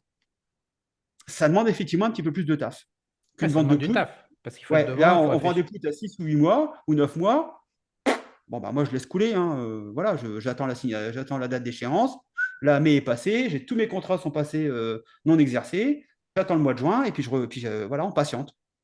On Il faut- est presque entre deux. Et si j'ai géré un petit peu le grossisser le trait, on est quasiment des salariés du trading, quoi. On attend le troisième vendredi de chaque mois de savoir combien on va payer. Voilà. Il faut que je Maintenant, réfléchisse à effectivement, ton la vente de histoire covered de... call dans ce système-là, ça demande un petit peu de travail supplémentaire. Mais sur le reste, une fois qu'on a mis une position à 3 mois ou 6 mois, on laisse le truc se balader, puis terminé, quoi. Il faut que je gamberge. Bah, on a un petit peu de métier quand même, hein. Ouais, faut que je gamberge. Non, non, c'est pas ça, c'est que c'est pas le métier, c'est le niveau de gain par rapport au travail. Par moment, il vaut mieux pas travailler, gagner moins. Alors après, le problème, c'est que tu as aussi des gens qui, psychologiquement, le fait d'avoir une ligne rouge comme ça pendant 1 an et demi sur un portefeuille, ça les rend fous, quoi. Donc ça évite quand Sur même la d'avoir vente des de gens. call. Mais quand tu as Ah la oui. ligne verte en face qui est 2 fois plus grosse ou 3 fois plus... Actuellement, ma ligne verte est 3 fois plus grosse que ma ligne rouge. Mhm. Mhm. Donc, c'est pour ça, ne vaut-il pas mieux ne pas travailler et attendre que je me fasse exercer à l'échéance dans un an. Et puis, bah, de toute façon, j'ai mes 15 points garantis. Je vais toucher les dividendes en attendant. Après, Et en plus, j'ai encaissé 12, donc je suis à 25 en fait. Actuellement, je ouais. suis à 25 de gains garantis pendant un an sans rien branler. Ou alors, j'irai de manière à pas perdre pour aller gagner quoi et me prendre la tête. C'est pour ça que je te dis, ça se gamberge cette histoire. Bah, là, honnêtement, Mais la belle performance qu'on a depuis le début de l'année, effectivement, elle est due grâce aux ventes d'options qu'on a fait à des VIX de folie, hein. Quand tu vends des puts à 60 et surtout que derrière ça redescend en chute libre, bon, bah là, tu te gaves complètement. Donc là, c'est vrai que là, on s'est vraiment gavé avec ce VIX à 60, mais une grosse partie de la performance va être faite aussi cette année avec les covered calls, puisque bien sûr, on en a quelques-uns comme ça en stock. D'ailleurs, cette technique-là a été mise au point par José, puisque justement, quand on s'était vu il y a à peu près un an, je te disais, bah ouais, ça fait 6 mois, enfin, on s'est fait chier entre octobre 2023 et juillet 2024, on a dû trader 4 ou 5 jours. T'imagines? Tu vends une formation et puis tu dis aux gens, bon les gars, cette année, on va trader 4 jours. Enfin, les mecs ne te prennent pas au sérieux, sauf qu'ils te prennent au sérieux le 31 décembre quand là, on compte les points. Mais il faut aussi leur faire comprendre que bah, parfois, voilà, il ne faut rien faire. Donc, José, pour se dire, mais attends, il faut qu'on leur propose quelque chose, puisque les mecs sur le Discord, ils t'appellent, hein, ils te disent, bon, j'ai le doigt qui me démange, il faut que je trade, il faut que je trade. Et surtout, on ne bouge pas, ce n'est pas les conditions. Donc, José s'est dit, ben, on va regarder au niveau des covered calls ce qu'on peut mettre en place. Et c'est en étudiant, en faisant plusieurs backtests, qu'on s'est aperçu que, ben, en trouvant des petites valeurs sympas sur une tendance haussière, même avec un VIX qui n'est pas relativement haut, ben, ça permettait d'accompagner la hausse en roulant des positions et puis, bah, vu qu'effectivement, il faut suivre ça tous les 15 jours, 3 semaines, voire un mois, bon, bah, les gars, ça les fait trader, ils sont contents, et puis voilà, quoi. Et puis en plus, bah, c'est vrai que là, cette année, on voit bien que ça amène de la perf, quoi. Donc ça, c'est un outil supplémentaire qu'on amène aujourd'hui au niveau des options. On a la vente de put qui est vraiment le gros de notre business, qui est 90-95% de notre business. Et aujourd'hui, sur des marchés peu volatiles, comme on a connu pendant plusieurs mois, aujourd'hui, on a développé des solutions pour quand même pouvoir trader. tu sais que les résultats trimestriels sont les éléments les plus perturbants dans l'histoire des sociétés cotées. Vous les Mhm. gérez comment, ces résultats trimestriels? Bah, tu sais, quand tu vends des puts à 6 ou 9 mois, déjà, tu te prends au moins Ouais, trois mais tu earnings. parlais, tu parlais tout à l'heure de vendre à plus. Moi, c'est pour ça aussi que ça me prend la tête de faire de rouler du call à court terme parce que tu as intérêt à choisir ton jour par rapport aux annonces trimestrielles. Sinon, Mhm. ça se transforme rapidement en carnage puisque justement, c'est comme si le VIX montait à 60 environ une fois tous les 3 mois, quoi. Ouais. Bah, Donc, après, déjà, déjà, tu regardes graphiquement les boîtes qui ont plutôt tendance à décaler lors des earnings. Tu as quand même des boîtes genre Netflix. Bon, bah, t'évites de vendre la veille d'un earnings parce qu'effectivement, tu peux faire plus 15 comme tu peux faire moins 20, quoi. Donc, il faut déjà choisir les sous-jacents. Donc, déjà, de toute façon, au niveau des options, aussi bien des ventes de call que des ventes de put, etc., la base de la base, c'est bien choisir son sous-jacent. C'est la règle d'or. Si tu choisis mal ton sous-jacent, bah, ton option te fera de la merde, quoi. Donc, la sélection du sous-jacent, c'est c'est vraiment la l'allocation. base des C'est options. l'allocation. Ouais, C'est 80% du business, c'est c'est juste ça. l'allocation. C'est Voilà. l'intelligence. Alors, ça n'empêche pas les accidents. La preuve TDD, hein, belle boîte, machin. Elle cochait toutes les cases, hein. Quand je suis rentré là-dessus, toutes les cases étaient cochées. Moi, bon, bah, maintenant, un mec dit, bah ouais, mais la boîte, c'est peut-être une fraude. Pff, le truc, il perd 50% en 3 jours. C'est Bon, la même bah là, chose tu avec paries. UNH. Voilà. Ils disent qu'ils parlent de fraude, ouais, sur UNH. Suspicion de fraude, parce que tu as employé le terme. Voilà. Tu sens, non, le PDG se fait buter déjà, il se fait quand même cramer dans la rue, et en plus, derrière, il y a le Wall Street Journal qui arrive qui dit suspicion de fraude. Donc là, tout de suite, tu dis, ah, Donc, ah, est-ce que le risque en vaut la ouais. chandelle? Non, non, Aujourd'hui, je il y pense a peut-être pas, d'autres quelque boîtes à aller part. mettre de l'argent plutôt que là-dessus, quoi. Effectivement, la prime. De toute façon, il y a une règle d'or, hein. Quand la prime est belle, c'est que le risque est important. Tu vends des poutres sur Coca-Cola aujourd'hui, tu vois, Bah, t'as tu pas sais de que Michael prime. Micken nous a prouvé par A plus B que si tu mutualises du risque important, c'est là où tu gagnes le plus. Parce qu'en fait, au final, tu as moins de dégâts que à l'instant T quand il y a du gros risque et qu'il est rémunéré. Avec les obligations des années 80, il a démontré que justement, les junk bonds, il faut mutualiser dans ces risques qui sont hyper pricés, justement. Et c'est là où tu as du gras. Oui, parce que c'est pas Parce que parce que c'est hyper pricé, hyper risqué que le risque est réel, quoi. Après, mais la c'est. plupart du temps, en fait, quand tu empiles ces risques ultra pricés, effectivement, il y en a peut-être un qui va au carnage ou deux. Mais si tu en as 8 qui sont hyper pricés puis qui se rétablissent, alors tu touches le pactole. Hum, hum. Et c'était un peu ma Ouais. question sous-jacente et c'est ça que j'en ai en tête en fait, c'est de C'est un voir. peu comme les gars qui achètent des calls OTM pour que dalle. Alors, ils ont 95% de perdants, mais bon, parfois, bah, ils tombent sur la pépite et les gars, Sur le ils VIX, ils explosent. font ça. Le Ouais. 50 Trend, le Hum, hum. trader qui achète ses calls à 50 cents Mais par contre, les bah, calls là, VIX. mentalement, il faut être costaud parce qu'il faut pouvoir t'encaisser 90% de Non, pertes, ce quoi. serait plutôt de faire ce que vous avez fait, c'est-à-dire tu as un core business, tu vends tes puts ou tu fais du covered call. Bon, toi, tu as élargi le covered call, mais derrière, c'est te dire, bon, bah, je vais rajouter une troisième approche, toujours dans le cadre d'être multi-stratégie, parce que les Hum, marchés hum. peuvent faire tout et n'importe quoi à chaque instant. C'est ça. Donc, c'était plus dans ce cadre-là que j'avais posé ma question, c'est une réflexion de me dire, c'est vrai que j'en ai fait qu'un, j'ai fait Q&A, j'ai mis 30 000, quoi. Hum, hum. J'aurais foutu, je sais pas, j'aurais rempli les ménages. Non, quand même pas. Ah, Mais mais c'est écoute, pareil, après tu as pris une âge parce que ton portefeuille te le permettait. Ce qu'on apprend aussi, c'est de dire aux gens, OK, en fonction de votre portefeuille, il y a des choses que vous n'allez pas pouvoir faire. Moi, je me souviens d'un entretien que j'ai eu il y avait à peu près un an et demi avec un gars donc, qui voulait faire l'entretien pour venir faire la formation. Le gars me dit, voilà, je sors d'une formation option, je dis, j'ai déjà commencé à vendre des options. Je dis, bah, OK, sur quoi? Il me dit, sur Apple. Apple devait être autour des 120, 130 dollars à l'époque. C'était en janvier, ouais, peut-être 2024, 2023, je ne sais plus. Et il me dit, j'ai vendu des puts sur Apple. Je dis, oui, Apple est à 125. Vous avez vendu à combien? Il me dit 125. Donc le gars avait vendu des puts à la monnaie. Bon, ok. Enfin, il avait vendu un put à la monnaie. Bon, coup de bol pour lui, entre le moment où il vend et le moment où on fait l'entretien, l'action était repassée à 140, un truc comme ça. Donc il était gagnant sur sa vente de puts. Et puis, gros. je commence à creuser un petit peu avec lui différents éléments. Il me dit, votre capital? Il me dit, bah, j'ai 6 000 dollars de capital. Donc, effet C'était de levier de hyper, hyper 3 à peu risqué. près. C'était Non, hyper faut risqué. que tu donnes le chiffre, ça fait un effet de levier de 3. Ouais, donc, en gros, Apple perdait 8 ou 10%. Il n'avait plus de portefeuille. Et bien sûr, vu que bah, ça rapportait bien la vente de put, il a vendu deux contrats. Donc, il avait deux contrats Apple à 125 avec un portefeuille de 6. Avec ses 6 000 $. Ouais. Alors qu'il en donne un effet de levier de 6. Ouais. Donc, je lui ai clairement dit, écoutez, là, vous, Gila, votre contrat il est dans le vert. Elle m'a dit oui. Bah, Gila, vous le soldez tout de suite. Gila, voilà, en direct live, vous soldez votre machin parce que si Apple demain perd 8 ou 10%, votre portefeuille saute. Et donc, il est venu faire la formation parce que bah, il a bien vu qu'il manquait quand même des choses. Malgré qu'il avait fait une formation de 3 jours en Belgique où il avait quand même payé bonbon, bah, on ne lui avait pas expliqué ça. Donc, le mec Et sort de formation, c'est un truc de fou, quoi. Donc, le gars est non, venu en c'est formation systématique, c'est pas et, ça. et il Alors, a compris faut que il a ce que tu compris. Il m'a saches. dit, mais je comprends l'erreur que j'ai faite. Mais nous, avec un portefeuille de 6 000, déjà, tu ne rentres pas chez nous parce qu'il faut au minimum 25-30 000. Et on va t'expliquer que même avec 30 000, des puts Apple, tu ne vas pas en faire.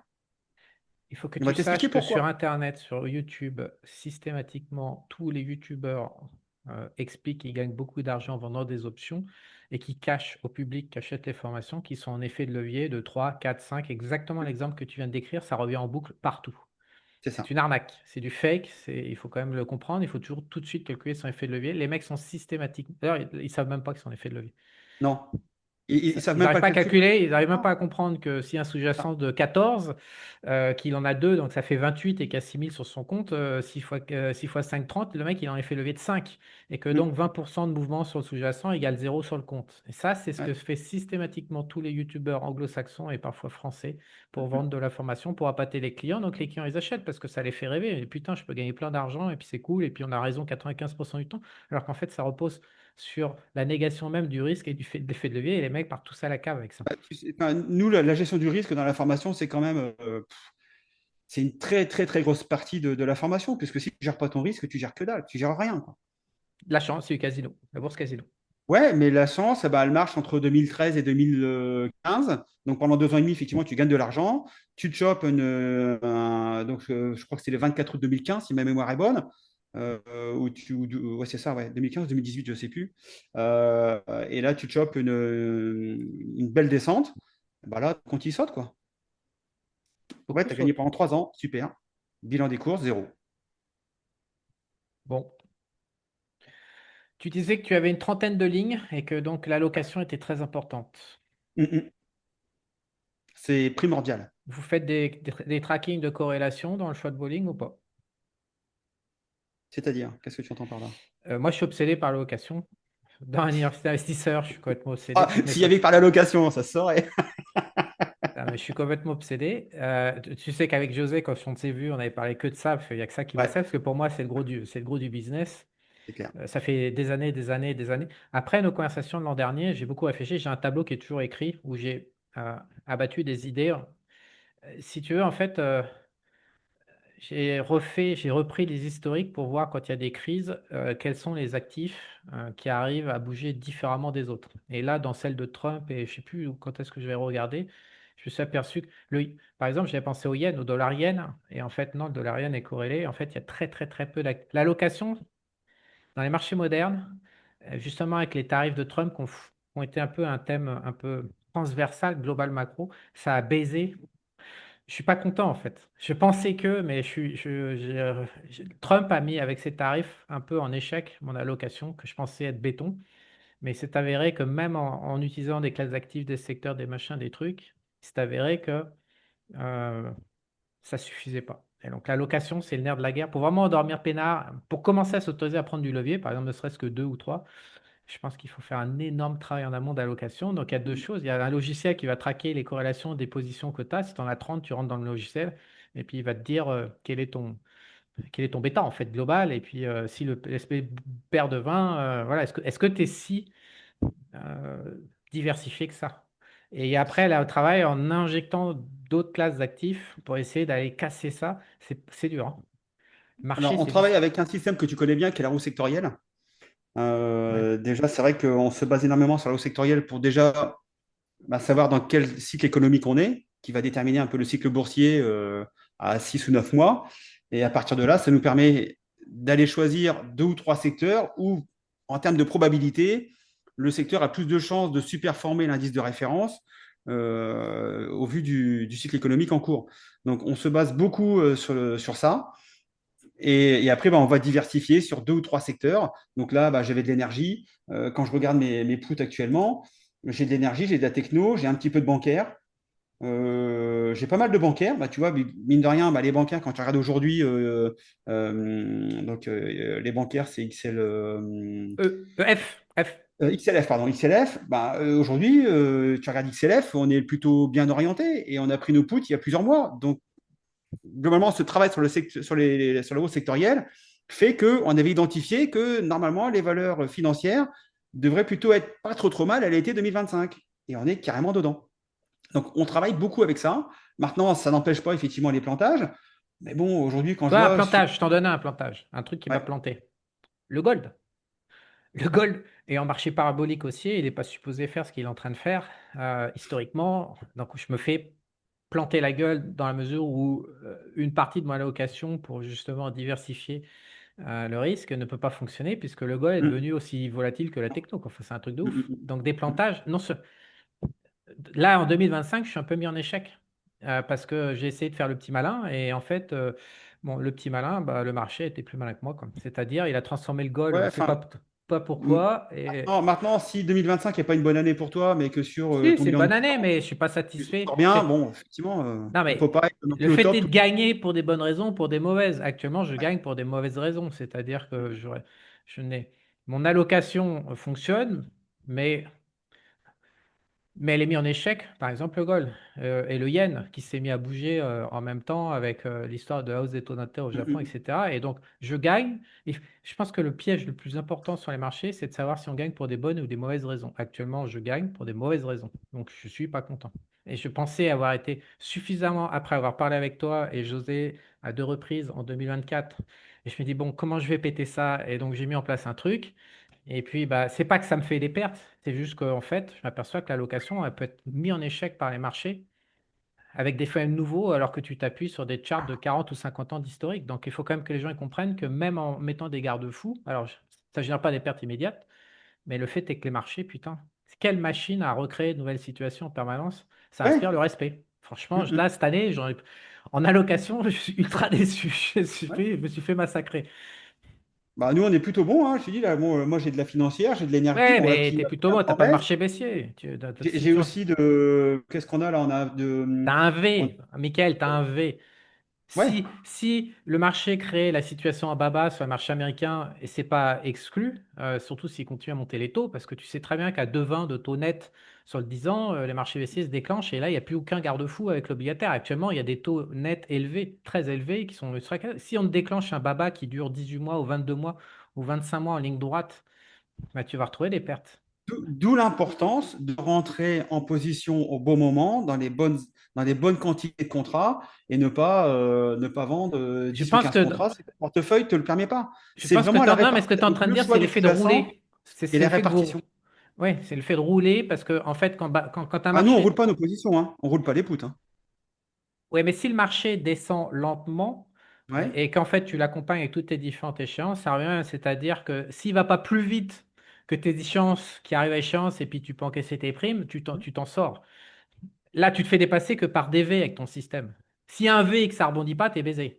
S'il y a, il y a un marché baissier brutal et que ça rebondit, bah, c'est bon pour toi. Et si le marché descend moins Non, parce que vite. regarde, sur 2022, le marché, il a baissé de 20% sur une année, avec un pic à 30%, et on est ressorti à plus 20%, parce que ben, on Bah, attends, on va voir diversifie. ça. C'est ça qui est intéressant. Alors, c'est que votre gestion du risque Ouais, et fonctionne jusqu'à une certaine vitesse de marché baissier. Et si le marché baissier il est moins rapide, alors vous gagnez. C'est ça que tu es en train de dire. ouais. Et ben ça, c'est intéressant.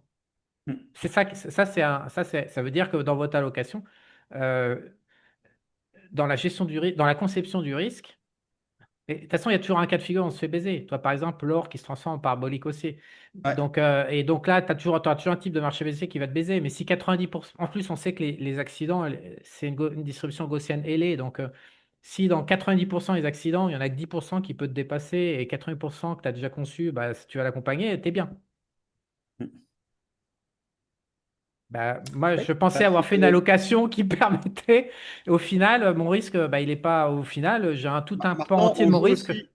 maintenant, il y a aussi un point qu'on t'avait expliqué avec José, c'est que on prend aussi des positions pour nous aider en cas de baisse. Là, tu vois, on fait de l'achat de VIX, par exemple. Enfin, on avait eu fait de l'achat de VIX. Là, alors, en plus, franchement, j'ai les boules, puisqu'on avait vu partir le truc et on avait loupé un achat de VIX juste avant que ça explose. Mais vraiment, mais juste avant, quoi. Je crois qu'on en a parlé le jeudi avec Philippe.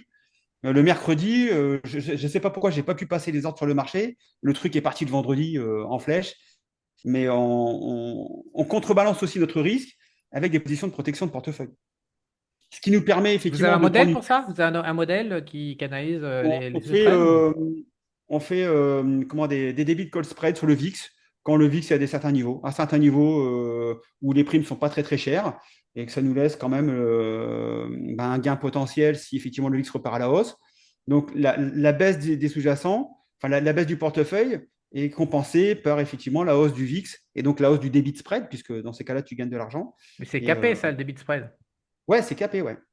C'est capé. Mais après, bah, tu peux en prendre aussi à plusieurs échéances, etc. Enfin, tu peux aussi diversifier ta protection. Parce que peut-être que les gens ne vont pas comprendre notre langage, mais en fait, c'est qu'on consacre 1, 2 ou 3% de l'argent de son portefeuille à acheter donc des calls sur le VIX qui représentent des puts sur l'indice, de manière à Mhm. ce que s'il y a un fort mouvement, on va faire x20, x30, mais du coup, sur une allocation, par exemple, de 2% de son portefeuille cramé sur ces calls lointains, on peut faire ouais, du x20, du x10, du x20, du x30, donc ça permet de récupérer une grosse partie des pertes de l'autre côté. C'est ça que tu es en Bah, train d'expliquer. on explique dans la formation comment protéger le portefeuille en convertissant le portefeuille en valeur SPX et en prenant des protections sur le SPX.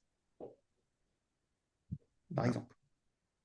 C'est une autre manière de faire que moi qui ai voulu faire de la location, c'est peut-être mieux. Mieux, je C'est sais pas. pas, Aujourd'hui, ce que je vois, c'est que ben voilà, on se prend des baisses de 15, 20, 30% et on les passe aujourd'hui, enfin les doigts dans le nez. Moi, j'avoue que là, la baisse du mois d'avril, là, je l'ai regardé, mais franchement, mais zéro stress, quoi. Mais zéro stress. À la limite, on se marrait à avoir un VIX à 60 parce que derrière, on s'est vraiment gavé, quoi. Donc, quand je reçois des emails où les gars pleurent, nous, à la limite, on rigolait, quoi. Enfin, c'est parce que là, là, on avait vraiment raison sur notre stratégie. oui. D'être bien liquide au moment où il faut, et puis le moment où ça tape, ben alors là, par contre, on y va, quoi. Donc en synthèse, s'occuper avec des covered calls quand il n'y a rien, et puis C'est ça. ne surtout pas allouer et toujours garder du cash pour que quand il y a, il faut pouvoir intervenir. Mm. Déjà, ouais, déjà l'allocation, le nombre de contrats aussi que vous allez prendre en rentrant en position, puisque ben, si vous gavez de contrats, ben, s'il y a un problème, ben, c'est compliqué derrière pour réparer. Donc voilà, donc il y a quand même plusieurs éléments à prendre en compte qui ne sont pas compliqués, il faut juste les savoir, et une fois que vous les maîtrisez, ben, ça passe, quoi. Moi, aujourd'hui, tu vois, j'ai un portefeuille de 120 000 dollars sur la bourse en stress. Le maximum de contrats que j'ai, c'est 4 sur un strike de 15. Tu Attends, vois, et le 15, reste, après, j'ai un, deux, 15, ça fait trois 60, ça fait contrats grand 6 000, c'est maximum. ça? 6 000 ou Ouais, c'est ça, ouais, 6 000, ouais. 6 000, donc le maxi de ta position, c'est 4%. Et Ou donc, 5%. au mois d'août, j'ai 7 positions options avec un, deux contrats grand maximum par position et un, donc là, c'est Halliburton, où j'ai un call, où j'ai des puts, pardon, où j'ai 4 puts sur cette ligne-là. Et pourtant, j'ai un portefeuille de 110 000. Je pourrais largement aller beaucoup plus, hein. Ouais, Mais on gère le risque. Et quand on gère le risque, eh ben, tu vois, là, bah, mine de rien, le marché fait zéro et on fait plus 23. On pourrait sûrement faire beaucoup plus, hein. On pourrait prendre beaucoup plus de primes, mais aussi donc prendre plus de risques. ça veut dire Donc, beaucoup plus de donc prix, il tant que faut leur ça traduire. marche. Faut que tu Sauf leur que le traduises. jour, bah, Michael, l'AIB, honnêtement, avec le niveau de risque qu'on est, Michael, faut que tu leur ouais, traduises. Prendre plus de vendre plus de primes, ça veut dire augmenter le levier. Donc ça veut dire s'exposer ça, plus aux appels de marge. c'est ça. Donc, on pourrait effectivement gagner plus, mais en s'exposant beaucoup plus. Et le jour où il y a un problème, bah, là, on se fait collecter. Donc, on préfère la jouer profil bas. Un profil bas maintenant depuis l'ouverture du portefeuille de 30 000 dollars en 2021 à 30 000. On est à 110 000. J'espère faire 120 000 d'ici la fin de l'année. On aura quand même quadruplé le portefeuille en 5 ans, Sans trop bosser. sans trop bosser en plus. Sans passer 8 heures par jour à passer 30 ou 40 heures dans la journée, quoi. Et donc à laisser des commissions sur la table en plus. Bon, bah, ce sera le mot de la fin. Voilà. Rendez-vous dans quelques mois Bah, pour j'espère que j'ai voir. donné quelques réponses pour ta gestion des cover call. Enfin, regarde un petit peu ce qu'on fait. Je vais Et converger, puis, mais je te dis que je préfère gagner 25% garantie et puis je me fais sortir mon ETF et pas travailler du tout pendant 12 mois ou 15 mois. c'est un choix, effectivement. Ouais. C'est le choix en fait. Plutôt que de taffer. Mais tu sais bien que les gens qui investissent en bourse en général, ce qu'ils veulent, c'est trader, quoi. Ils veulent de l'action. Rares sont les personnes comme toi qui vont se dire, OK, je vends une position, je rouvre le portefeuille d'un an et demi, puis je verrai bien ce qui s'est passé. Moi, je le vois sur le Discord, les gars. Bon, Mika, qu'est-ce qui se passe? Quand est-ce qu'on vend? Quand est-ce que. Les gars. Et c'est Et je parce sens parce bien que que les c'est gars, il y mais a parce le que petit c'est la blocage qui sagesse. commence, quoi. Avec l'âge, on prend les années d'expérience sur le marché. Il y a des moments, en fait, on connaît toutes les forces de frottement, tous les coups, et en fait, on C'est ça. s'aperçoit que au final, il vaut mieux gagner 20% et rien branler. Parce qu'aujourd'hui, les banques, je vais t'expliquer pourquoi j'en suis arrivé là, parce que ça va peut-être intéresser des gens. Aujourd'hui, alors quand en Europe, c'est encore pire, parce qu'en fait, on te propose quoi? 3%, 2%? Tu as une inflation de 2 et on te propose 2,5% un rendement comme ça. Donc déjà, tu as du cash, t'es emmerdé. Qu'on te dit fouler dans l'immobilier. L'immobilier, moi, j'ai tous mes clients qui me parlent immobilier, mais même toi, tu m'en reparlé avant cette Moi, je suis en conversation. train de tout vendre, hein. Moi, on est en train de tout Et vendre. tous mes J'arrête. clients sont en train de tous vendre, c'est un enfer, ça rapporte plus avec tous les nouveaux impôts, les nouvelles normes, le machin, tout ça, ça prend la tête à tout le monde. Donc on enlève l'immobilier. Le Airbnb, les règles, les machins, tout ça, il y a très peu de portes de sortie. Alors, Mm. je parle peut-être pas de l'immobilier professionnel avec des grands projets, mais enfin, tous les projets pour les mecs normaux, c'est un enfer. Donc, quand tu as du fric, tu n'as pas envie d'aller dans l'enfer. Donc, tu enlèves l'immobilier, tu enlèves le monétaire, l'obligataire, c'est foire en Europe, et les actions, et la création de valeur est faible et il faut prendre des risques. Donc, à un moment, tu te dis, qu'est-ce que je fous de mon blé, bordel? C'est ça. Où est-ce que je fous mon blé? Donc, une fois que tu te poses enfin la bonne question, est-ce que je fous mon blé? Et attention. on nous explique aussi, ouais, non, mais l'or, le bidule, le machin. Non, les gens regardent en plus brut d'impôt. Mais si tu prends toutes les alternatives nettes d'impôt, par exemple, je parle, c'est pour revenir sur le diamant, par exemple, les gens disent, ouais, mais l'or, c'est mieux, machin. Oui, l'or, c'est mieux. Il n'y a pas à chier, l'or, c'est mieux que le diamant. Sauf que l'or, tu te prends des taxes de ouf, alors que le diamant, tu peux sortir sans taxes. Mhm. Donc, du coup, ton or qui est super bien, entre le spread d'achat-revente et les impôts, qu'il faut un moment prendre en compte, tu Ouais. t'aperçois que finalement, le diamant, c'est mieux. Mais c'est mieux par en valeur relative nette. Donc, au bout d'un moment, de toute façon, tout est merdique. Et donc, qu'est-ce que je branle? Et donc pour moi, alors pour aller acheter après des PME, tu sais, du capital risque, du capital développement quand les boîtes ont Mhm. déjà 5 ans, mais là tu t'aperçois qu'ils ont 90% de taux d'échec ou 80% de taux d'échec, que c'est un enfer, ça se vole, ça fait faillite, le machin, et tu as à nouveau mal à la tête. Donc au bout d'un moment, tu te dis, bordel, qu'est-ce que je fous de mon pognon?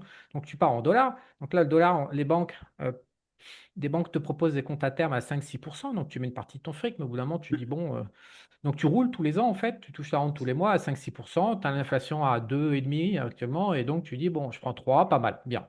Mais au bout d'un moment, tu dis, bon, voilà, ça y est, j'ai ma rente. Donc c'est sur pareil, c'est la vie. Tu as besoin de combien? Tu as besoin de 1 500 balles par mois pour payer un toit et de la bouffe, pour être au moins à l'abri. Donc tu calcules 400 000, ça te fait 1 700 balles par mois. Tu te dis, bon, ça c'est fait, les besoins reptiliens, c'est fait. Next. Qu'est-ce que je fais avec mon fric? La question revient sur la table. Et donc, tu analyses tout. Des dividendes, tu as des retenues à la source de 30 points Ouais. partout. Donc, tu dis non, parce que les trucs, ils te crachent 5. Non, il y a des dividendes qui te donnent 8, mais en fait, derrière, on t'en reprend 2 ou 3 C'est avec ça. les impôts qui te retombent sur tes 5, alors que tu prends du risque. Donc, tu dis non. On est Donc, j'en d'accord. arrive à ma conclusion. J'ai regardé, je me suis dit, mais le seul truc, c'est de revenir à ce que j'ai toujours fait, c'est-à-dire, tu te mets à long terme. Tu as une boîte qui te crache des dividendes, et puis tu fais des gros contrats à 10 t'attends, tu gères ton timing, t'attends, et puis tu vends des calls à 1 an, tu branles que dalle, et puis tu vas toucher 15%. C'est Et puis ça. s'il y a une forte hausse, tu peux monter à 25. Et s'il y a une forte baisse, bah, tu as quand même touché 15 de dividendes et puis de primes, et donc tu abaisses de 15%, et tu fais, bon, bah, si je reste en position 4 ans, alors que cette boîte, voilà, et que tu t'en prends 10 ou 20, dans 4 ans, elles ne seront pas à -40, -50, et bah, ça va vraiment remonter. Je vais forcément être gagnant à raison de 5 ans. Et C'est voilà, je ça, ne ouais. connais pas d'autre moyen de faire pour gérer son argent aujourd'hui. Mhm. Mais s'il faut revenir à un truc, il faut travailler tous les mois, il faut rouler, rouler, rouler. Non, je pense qu'à un moment, faut savoir ne pas être trop gourmand et réfléchir au temps qu'on met sur la table par rapport au bénéfice final, par rapport à l'environnement mondial qui est quand même là pour te faire le cul. Il n'y a pas de possibilité, quoi. Et les hedge Compliqué. funds, les hedge funds ne rapportent pas, il y en a 8 sur 10 qui n'arrivent même pas à égaler la perf du CSP 500. Vendre les options, pour moi, quand on veut une rente, quand on a un capital, c'est ce qu'il y a de mieux sur Terre actuellement. Voilà, je ne peux pas mieux dire, c'est Si, pour ça que. si c'est bien fait dans les bonnes conditions. Je me répète, mais c'est vraiment hyper important puisqu'on peut vraiment se faire déchirer un portefeuille avec les options en très peu de temps. Donc, c'est vraiment important de choisir bah, déjà la bonne allocation, le bon moment, Effet de levier. le bon nombre de contrats, etc. Enfin, il faut vraiment évaluer le risque. C'est, de toute façon, si on passe sur les 4 jours de formation qu'on fait en présentiel, si on passe plus d'une journée sur le risque, c'est qu'il y a une raison, quoi. C'est ça qui va déterminer le succès C'est le job, ou c'est l'échec. normal. Le core business de la vente d'options, c'est vendre de l'assurance. Donc en fait, Ouais, il ouais, faut avoir l'esprit d'un assureur. c'est Donc, et ça. l'assureur évite du risque, donc il essaie de pas se faire baiser. C'est comme être gérant de casino, en fait, vendre des Mm, options. mm. C'est C'est-à-dire que ça. les mecs qui viennent, Tu as qui vu jouent tes contre probas et toi. puis tu Non, tu gères tes évalues les statistiques. mecs qui jouent contre toi et tu cherches à leur prendre leur pognon, quoi. C'est ça. Ouais. On va parler concrètement, quoi. Donc il faut quand même se croire malin, quoi. Parce que sinon, c'est les mecs d'en face qui Bon, prennent le pognon. ouais, ouais, enfin, on se croit pas malin, simplement aujourd'hui on applique une pratique qui nous a demandé. Faut avoir un avantage sur le marché Voilà. obligatoirement. Il faut avoir la prétention de penser qu'on peut avoir un avantage sur le marché. Il faut quand même le dire. Mais Faut avoir cette prétention de penser qu'on va être plus malin que les joueurs d'en face. Parce que c'est vraiment, on joue les uns contre les autres. On a un vendeur de contrats d'assurance, c'est tout. ouais, ouais. Aujourd'hui, on a quand même cette compétence après 12-13 ans d'expérience sur les options. Donc, Oui. c'est ça aussi qui fait que voilà, on a quand même passé par des événements parfois un peu compliqués. C'est ce qui nous a permis bah, de rentrer de l'expérience, de comprendre, de chercher. Et ouais, ça nous a demandé 15 ans pour en arriver au niveau où on est aujourd'hui. On est bien d'accord. Bon. Eh ben, ça sera le mot de la fin. On espère que ça Super, aura merci Charles. inspiré Et des gens puis, avec du fric. Il faut ouais, du ça roule. fric. Il faut du fric pour Faut un débuter. petit peu d'argent. Ils ne font pas beaucoup d'argent avec les options. Nous, on demande au minimum 30 000 dollars pour rentrer, pour suivre nos stratégies et nos paramètres. On peut commencer des options. Là, j'ai ouvert un petit compte où j'ai mis vraiment pas beaucoup dessus, voir ce qu'on peut faire. C'est super galère. Enfin, je trouve rien, je trouve pas sous-jacent. Je prends 20-30 dollars de prime. Enfin, c'est pas. C'est important, en fait, je vais rouvrir au lieu d'arrêter. C'est important ce que tu dis parce que il y a une asymétrie dans ce monde, il y a une prime à la richesse et c'est terrible. Ouais. C'est ce que tu es en train de dire, c'est terrible en portée collective. C'est qu'effectivement, il y a plus de solutions quand on est riche que il y a beaucoup de solutions qui ne marchent pas quand on n'est pas assez riche sur cette Mm. planète. Et effectivement, avoir le privilège d'avoir assez de capital pour pouvoir après vendre des options, c'est un privilège qu'il ne faut pas Ouais. oublier. Bah, Là, Et c'est vrai que la performance sur le petit compte, elle n'est pas mauvaise, hein. Sauf que le problème, c'est qu'une belle ça performance ça n'a pas de sur 10 valeur 000 balles, économique. Ça n'a ça laisse rien, quoi. ça n'a aucune valeur économique. C'est-à-dire que C'est le ça. temps consacré à faire le truc n'est pas payé. Ah, tu fais 30% par an, tu gagnes 3 000 balles à l'année. T'imagines, enfin, c'est que dalle, quoi. Ah Je suis bien oui, d'accord. ça sera performant dans 4, 5, 8 ans, quand, bah, avec les intérêts composés, le truc aura atteint, La bourse, si c'est je pour fais les si riches. je fais fois Mm. 4, bah, oui, il sera en 40, 50 000 dollars. Là, ça commencera à générer des gains sympas. Mais en dessous de 30 000, effectivement, c'est compliqué pour montrer aux gens qu'on peut gagner de l'argent, quoi. Parce que si je vends une formation et que derrière, j'en fais gagner 30 balles par mois, les mecs vont me dire, t'es un rigolo, quoi. Mais oui, donc aujourd'hui, si vous n'avez pas 30 000, ça va être compliqué pour suivre nos paramètres. Voilà. Bah moi, je ne vends pas de formation dans le sujet, c'est plutôt une passion et non, c'est une Mhm. conclusion personnelle que j'ai expliquée. Je vois pas l'autre choix en fait, c'est même pas une conclusion, c'est soit je me fais enculer ou soit je fais ça, hein, pour Ouais. parler concrètement, je vois pas ce qu'on peut faire d'autre aujourd'hui. Mais moi, je pense que ton capital de 100 000, voilà, c'est le minimum d'avoir 100 000. Et je sais Bah, que 100 000, José, c'est royal au bar, hein. 100 000, on commence vraiment non, déjà. je pense que c'est José qui est le Royal Bar, c'est ce que j'ai. Et non, je suis en train de vendre un terrain au Costa Rica à 400 000 pour le réinjecter, pour être comme José. Je pense que quand on arrive sur des capitaux qui ont. Royal au bar, honnêtement, c'est quand tu mets 1 million sur la table, putain, t'es Royal au bar. Cette Ah bah là, ouais. activité de vente Ah, d'options est ouais. extraordinaire parce qu'elle permet de se dire. Parce que même si on est handicapé, même si, mais si, une fois qu'on a compris les process, comment ça marche, il n'y a même pas besoin de retraite. En fait, Ouais, enfin, même pas 1 million. Moi, j'ai des clients, j'ai pas mal de clients qui ont plusieurs centaines de milliers. Donc, on va partir ouais, sur ouais, mais c'est bien, 300 c'est bien. 400 000. Mais 500 Déjà, à 000, mais 300, bien 400, sûr. 500 000, Ouais, mais déjà, bien sûr. tu t'amuses bien, quoi. C'est Après, pas qu'on s'amuse j'ai bien, c'est qu'en fait, ça clients, apporte une sécurité c'est ça. Mm. personnelle vis-à-vis du futur dans ce monde de fous. C'est quand même aussi, il faut comprendre, chaque nuit qu'on dort, on encaisse avec ce game. Mm. Je veux dire, Ouais, c'est chaque ça. fois qu'on se couche, qu'on se lève le matin, on a encaissé un petit bout. Enfin, je veux dire, je sais pas si les gens Ouais, comprennent bien, mais c'est. on vend du temps, hein, littéralement, on vend Ouais, du temps. Donc, ouais, chaque minute qui passe, ouais. c'est un peu C'est une exagéré, bonne. mais c'est un peu ça, quoi. Ouais. Non, mais à chaque fois qu'il y a un coup de ça, je me dis, ah ouais, mais là, il y a une heure qui vient d'arriver, j'ai gagné. Je veux dire, psychologiquement, c'est d'un confort C'est ça. absolu. Surtout, c'est une activité qui est facile à faire. On peut le faire avec un petit ordinateur. Il n'y a pas besoin de temps réel, de machin, de trucs. Et donc, pour moi, en fait, il faut pas, les options, il ne faut pas que considérer le rendement, etc. Avec 500 000, ça ne sert à rien de se faire chier à se dire, j'ai pas de retraite ou qu'est-ce que je vais devenir. Non, Non. avec 500 000, on enlève un énorme poids parce qu'on peut faire ça jusqu'à 80 balais, il n'y a pas de problème. Il y a plein de gens qui ont 80 balais qui vendent des options aux États-Unis. Ah bah oui, oui, si, oui. Mm, mm. C'est vraiment c'est un beau métier, je Bah, trouve. je me rappelle, il y a 5 ou 6 ans, ouais, quand je venais d'arriver aux US, j'avais été faire une réunion justement avec une plateforme de trading. Donc j'avais à l'époque un peu plus de 50 balais. J'étais largement le plus jeune de la salle, hein. Ouais. Mais très largement, Aux États-Unis, comme ils n'ont pas de retraite publique, hein. ou très Ouais. peu, Mm. ils cherchent des moyens et beaucoup de Ouais. retraités américains avec un peu de capital, ces eaux-là, quelques centaines de milliers de dollars, sont Mm. très, très, très intéressés par les options. Pourquoi? Parce que c'est une espèce de compromis un peu parfait, si ce n'est qu'il faut être intelligent et il faut jamais garder. Ce qui m'arrive avec mon allocation, encore une fois, je ne perds pas d'argent, mais mon allocation, mes calculs d'allocation foirent. Donc, ça ne m'a pas créé des pertes, mais les marchés finissent toujours par nous mettre en échec quand on vend du risque. Les marchés arrivent toujours à créer des cas de figure qui sont imprévisibles. C'est C'est ça. extraordinaire parce qu'au bout de 30 ans, je suis supposé avoir vécu beaucoup de choses. Et ben non, cette année, le gold se Non, met en c'est mode pas forcément le parabolique, en mode de Ouais. ouf, avec une volatilité de ouf. Tu as les taux qui se déconnectent du gold, d'autres, de tous les indices. Enfin, je sais pas si tu vois, mais le 10 ans américain, il n'a jamais Ouais. fait ça avec les tarifs. Ça n'a jamais eu lieu depuis 1971. Donc moi, je me retrouve avec une allocation qui prenait en compte 50 ans d'historique.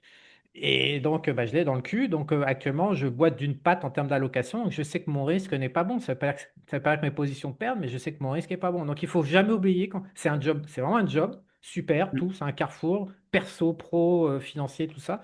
Mais, mais C'est comme si on élevait un tigre dans son jardin depuis le bébé, depuis qu'il est bébé. Il est très très affectueux, mais on n'est jamais à l'abri qu'il disjoncte et qu'il se mette à mordre. C'est-à-dire pour moi, je me représente le game comme ça. C'est comme si j'avais euh, transformé en pet un tigre, mais ça reste un tigre. Ouais, Ça c'est reste un ça. tigre. D'où le fait de rester, de gérer le risque et de Non, prendre des mais de précautions. rester conscient. Voilà, De c'est rester ça, ouais. conscient. Et Rester il y conscient a des risques. aussi, si je devais mettre en valeur ton travail, parce que les gens vont peut-être pas le mesurer correctement, c'est qu'en fait, vous êtes trois. Les pilotes d'avion, ils Mm, sont deux. c'est ça. Vous pilotez à trois et on a toujours quelqu'un qui regarde le truc de l'autre. C'est assez crucial de se regrouper pour faire ça parce que c'est un tigre. Le risque boursier est un tigre. Et Mm, donc, mm. tout seul, c'est extrêmement dangereux de, je pense, gérer le tigre tout seul. Je pense que Bah, comme nous, vous c'est clair êtes. que les clients, donc effectivement, ils apprécient la formation, mais ce qu'ils apprécient également énormément, c'est le Discord. On est plus de 150 aujourd'hui. Il y a un super niveau sur le Discord. Je suis très étonné du niveau de compétences qu'on a aujourd'hui sur ce Discord.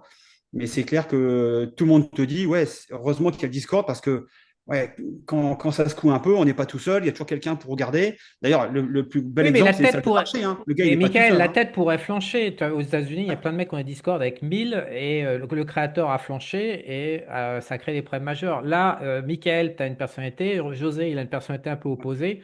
Et c'est la réunion des Également. deux. Je te le dis parce que je sais que certains clients, il y a de mes clients qui sont chez toi, les clients apprécient aussi que vous soyez deux types opposés en fait. C'est C'est ça. la réunion de vous deux qui fait que. En euh, trois, il y a Philippe aussi également, hein. Ouais, je ne On est connais trois. pas. Mais je veux dire, Ouais, toi, tu connais pas encore Philippe, ouais. c'est la force de savoir que le chef, il peut pas déconner parce qu'en fait, il n'y a pas un chef, mais trois. C'est ça. Et ça, c'est très important pour les gens qui nous regardent, s'ils veulent se lancer dans les options, de se dire, je vais pas le faire tout seul. Et on est les seuls aujourd'hui à proposer ça, à être trois à proposer du. Donc, à chaque fois que quelqu'un achète ta formation, il a accès au Discord à vie gratuit. Ouais. Et également un coaching gratuit. Donc, moi, j'ai des gens qui ont fait la formation il y a 4 ans, qui me posent encore des questions, on répond. Enfin, voilà, pas de problème. Bon, bah, Pas de très problème. bien. Je crois que là, on avait encore bien, on a bien ramené le sujet. Ça marche. À bientôt, Michael. Merci, Charles. Ciao, Ciao. bye bye. Salut.